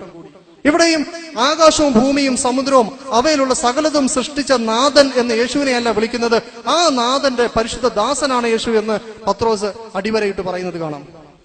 ഇനിയും സുഹൃത്ത് ചോദിച്ച ചോദ്യം, അവിടെ ഉണ്ടായിരുന്ന ആളുകൾ യഹൂദന്മാരായിട്ടുള്ള ആളുകൾ യേശുക്രിസ്തു ഇത് പറയുമ്പോൾ യേശുക്രിസ്തു ദൈവദൂഷണം പറയുന്നു എന്ന് പറഞ്ഞത് എന്തുകൊണ്ടാണ്? യേശുക്രിസ്തു അവരെ കുറിച്ച് വിശദീകരിക്കുന്നത് കാണാം. യേശുക്രിസ്തു അവരോട് നടത്തുന്ന ഒരു സംഭാഷണത്തിൽ കാണാം. യോഹന്നാന്റെ സുവിശേഷം 8-ാം അധ്യായത്തിൽ കാണാം. യേശുക്രിസ്തു അവരോട് സംഭാഷണ മധ്യേ യേശുക്രിസ്തു അവരോട് പറഞ്ഞു, സത്യം അറിയുകയും സത്യം നിങ്ങളെ സ്വതന്ത്രരാക്കുകയും ചെയ്യുമെന്ന് പറഞ്ഞപ്പോൾ അവർ ചോദിച്ചു, ഞങ്ങൾക്ക് എന്തിൽ നിന്നാണ് സ്വാതന്ത്ര്യം ലഭിക്കേണ്ടത്? ഞങ്ങൾ സ്വതന്ത്രരാണ്, ഞങ്ങൾ അബ്രഹാമിന്റെ മക്കളാണ്. അപ്പോൾ യേശുക്രിസ്തു അവരോട് പറഞ്ഞു, നിങ്ങൾ അബ്രഹാമിന്റെ മക്കളായിരുന്നുവെങ്കിൽ നിങ്ങൾ ഇങ്ങനെ പ്രവർത്തിക്കുകയില്ല. അബ്രഹാമിന്റെ മക്കളായിരുന്നുവെങ്കിൽ നിങ്ങൾ എന്ത് ചെയ്യുമായിരുന്നു? എനിക്കെതിരെ ദുരാരോപണം പറയുകയും എന്നെ കൊല്ലാൻ ശ്രമിക്കുകയും ചെയ്യുകയില്ലായിരുന്നു. ഉടനെ അവർ പറഞ്ഞു, എന്നിട്ട് യേശുക്രിസ്തു പറഞ്ഞു, നിങ്ങൾ അബ്രഹാമിന്റെ മക്കളല്ല. ഉടനെ അവർ അല്പം കൂടെ കടുപ്പിച്ചുകൊണ്ട് അവർ പറഞ്ഞു, ഞങ്ങൾ ജാരസന്തതികളല്ല, ഞങ്ങൾക്ക് ഒറ്റ പിതാവേ ഉള്ളൂ, അത് ദൈവമാണ്. അതായത് ഞങ്ങൾക്ക് ആ ദൈവത്തിന്റെ മക്കളാണ് ഞങ്ങൾ എല്ലാവരും. രണ്ടാമത് അവർ പറഞ്ഞു, യേശുക്രിസ്തു പറഞ്ഞു, ദൈവമായിരുന്നു നിങ്ങളുടെ പിതാവെങ്കിൽ നിങ്ങൾ ഇങ്ങനെയൊന്നും ചെയ്യുകയില്ല. പക്ഷെ നിങ്ങളുടെ പിതാവ് മറ്റൊരുത്തനാണ്, അവൻ തുടക്കം മുതലേ, നിങ്ങളുടെ പിതാവ് പിശാചാണ്, അവൻ തുടക്കം മേലെ വ്യാജ ആരോപണങ്ങളും അതേപോലെ തന്നെ തെറ്റായ കാര്യങ്ങളും എനിക്കെതിരായിട്ട് ഉന്നയിക്കുന്നു. എന്നിട്ട് യേശുക്രിസ്തു അവരെ കുറിച്ച് പറയുകയാണ്, ഈ ദുരാരോപണം ഉന്നയിക്കുന്ന യഹൂദ സമൂഹത്തെ കുറിച്ച് യേശുക്രിസ്തു പറയുകയാണ്, എന്റെ വാക്കുകൾ നിങ്ങൾക്ക് മനസ്സിലാകാത്തത് എന്തുകൊണ്ട്? ഞാൻ പറയുന്നത് ഗ്രഹിക്കാൻ മനസ്സില്ലാത്തത് കൊണ്ടത്രേ. പിശാച് എന്ന പിതാവിന്റെ മക്കളാണ് നിങ്ങൾ. നിങ്ങളുടെ പിതാവിന്റെ ഇഷ്ടം നിറവേറ്റാൻ നിങ്ങൾ ഇച്ഛിക്കുന്നു. അവൻ ആദ്യം മുതലേ കൊലപാതകനായിരുന്നു. അവനിൽ സത്യമില്ലാത്തത് കൊണ്ട് അവൻ സത്യത്തിന്റെ വശത്ത് നിൽക്കുന്നതുമില്ല. വ്യാജം പറയുമ്പോൾ, ശ്രദ്ധിച്ചു കേൾക്കുക, യേശുക്രിസ്തു പറയുന്നതല്ല അവർ പറയുന്നത്, വ്യാജം പറയുമ്പോൾ സ്വന്തം ഭാഷ സംസാരിക്കുന്നു. അവർ സ്വന്തത്തിൽ നിന്ന് എടുത്ത് സംസാരിക്കും. അവൻ വ്യാജം പറയുന്നവനും വ്യാജത്തിന്റെ അപ്പനുമാകുന്നു. യേശുക്രിസ്തു ഒരു കാര്യം പറയുമ്പോൾ യേശുക്രിസ്തു പറയാത്ത ഒരു അർത്ഥം അവർ കൊടുത്തുകൊണ്ട് യേശുക്രിസ്തുവിനെ കൊല്ലാൻ വേണ്ടി ശ്രമിക്കുന്നു. എങ്കിൽ യേശുക്രിസ്തു ഇവരോട് പറഞ്ഞില്ല, നിങ്ങൾക്ക് സ്വർഗീയ മർമ്മങ്ങൾ ഗ്രഹിക്കാനുള്ള വരം നിങ്ങൾക്ക് നൽകപ്പെട്ടു എന്ന്. നിഷേധികളായ യഹൂദന്മാര്, ഞാൻ ദൈവത്വം വാദിക്കുന്നു എന്ന് പറഞ്ഞ ഈ യഹൂദന്മാരോട് നിങ്ങൾക്ക് സ്വർഗീയ മർമ്മങ്ങൾ ഗ്രഹിക്കാനുള്ള വരം നൽകപ്പെട്ടു എന്നല്ല പറഞ്ഞത്. ഇവരെ കുറിച്ച് പറഞ്ഞത്, നിങ്ങൾ പിശാചിന്റെ മക്കളാണ്, നിങ്ങൾ വ്യാജം പറയുന്നു, നിങ്ങൾ പിശാചിന്റെ മക്കളാണ്, നിങ്ങൾ വ്യാജം പറയുമ്പോൾ സ്വന്തമായ ഭാഷയിൽ നിന്ന് പറയുന്നു. അതായത് ഞാൻ പറയാത്ത നിങ്ങളൊരർത്ഥം കൊടുക്കുന്നു. യേശുക്രിസ്തു എന്നാൽ അപ്പോസ്തലന്മാരെ കുറിച്ച് പറഞ്ഞു, അവരോട് പറഞ്ഞു, നിങ്ങൾക്ക് സ്വർഗീയ മർമ്മങ്ങൾ ഗ്രഹിക്കാനുള്ള വരം നൽകപ്പെട്ടു. ആ അപ്പോസ്തലന്മാരുടെ പ്രവർത്തനങ്ങളിൽ നിന്നും ആ അപ്പോസ്തലന്മാർ ചെയ്തതിൽ നിന്നും ഞാൻ പറഞ്ഞു, അവർ അബ്രഹാമിന്റെയും ഇസ്ഹാക്കിന്റെയും യാക്കോബിന്റെയും ദൈവത്തിന്റെ ദാസൻ മാത്രമാണ് യേശുക്രിസ്തു എന്നാണ് മനസ്സിലാക്കിയത്. അല്ലാതെ യേശുക്രിസ്തു ദൈവതുല്യനാണ് എന്ന് മനസ്സിലാക്കിയിട്ടില്ല എന്ന് ഞാൻ സൂചിപ്പിക്കാം. നമ്മുടെ ജ്യേഷ്ഠ സഹോദരൻ ഫിലിപ്പോസ് സാറിന് കൂടുതൽ സമയം കൊടുക്കണം നമുക്ക് ആഗ്രഹമുണ്ട്. പക്ഷെ ഒരുപക്ഷെ മറ്റുള്ളവർ മറ്റാർക്കും സമയം കൊടുത്തില്ല എന്നൊരു പക്ഷെ ആരോപണം എന്ത് ചെയ്യും ഉണ്ടാകും. ഒരു മിനിറ്റ് കൊണ്ട് ചോദിക്കണം. മാർത്തയോട് യേശുക്രിസ്തു സംസാരിക്കുമ്പോൾ യേശുക്രിസ്തു മാർത്തയോട് പറയുന്നുണ്ട്, ഞാൻ തന്നെ പുനരുത്ഥാനവും ജീവനുമാകുന്നു എന്ന് യേശുക്രിസ്തു പറയുന്നുണ്ട്. ഞാൻ തന്നെ പുനരുത്ഥാനവും ജീവനുമാകുന്നു എന്ന് പറഞ്ഞെന്നാൽ എന്നെ കൂടാതെ വേറൊരാളില്ല, ഞാൻ തന്നെ പുനരുത്ഥാനവും ജീവനുമാകുന്നു എന്ന് പറഞ്ഞെന്നാൽ ജീവൻ നൽകുന്നവൻ, മരിച്ചവരെ ഉയർപ്പിക്കുന്നവൻ ഞാൻ തന്നെ എന്ന് പറഞ്ഞിട്ടാണ് ലാസറിനെ ഉയർപ്പിച്ചത്. വളരെ പെട്ടെന്ന് മറുപടി പറയാണ്. യേശുക്രിസ്തു അവിടെ ഇതിനെക്കുറിച്ച് പറയുമ്പോൾ യേശുക്രിസ്തു പറയുന്നത്, യേശുക്രിസ്തു പറഞ്ഞു, ഞാൻ തന്നെ ജീവനും പുനരുദ്ധാനവുമാകുന്നു. ഞാൻ തന്നെ ജീവനും, പുനരുദ്ധാനം എന്ന വാക്ക് തന്നെ അറിയാം, അതൊരു ക്രിയയാണ്. യേശുക്രിസ്തു പുനരുദ്ധാനം എന്ന് പറഞ്ഞാൽ യേശുക്രിസ്തുവിൽ വിശ്വസിക്കുന്നവർക്കാണ് പുനരുദ്ധാനം, യഥാർത്ഥ പുനരുദ്ധാനം ലഭിക്കുക. അതേപോലെ യേശുക്രിസ്തു ജീവനാണെന്നല്ല, യേശുക്രിസ്തു പറഞ്ഞു, ജീവനുള്ള പിതാവ് എന്നെ അയച്ചിട്ട് ഞാൻ പിതാവ് മൂലം ജീവിക്കുന്നത് പോലെ നിങ്ങളും ജീവിക്കേണ്ടതിന് എന്നെ ഭക്ഷിക്കണം. ഇവിടെയെല്ലാം യേശുക്രിസ്തു പറഞ്ഞു, ജീവനുള്ള വചനം പിതാവിൽ നിന്ന് യേശുക്രിസ്തുവിന് ലഭിക്കുകയും യേശുക്രിസ്തു ആ ജീവനുള്ള വചനം ജനങ്ങൾക്ക് കൊടുക്കുകയും ആ ജീവൻ സ്വീകരിച്ചുകൊണ്ട് അവർ ദൈവമക്കളാകുകയും ചെയ്യുന്ന പ്രക്രിയയെ കുറിച്ചിട്ടാണ് പറഞ്ഞത്. ഇവിടെ യേശുക്രിസ്തുവിന് ജീവനുള്ള വചനം ലഭിച്ചു എന്ന് മാത്രമേ അർത്ഥമുള്ളൂ. ഇവിടെ യേശുക്രിസ്തു ദൈവമാണെന്ന് വരുന്നില്ല.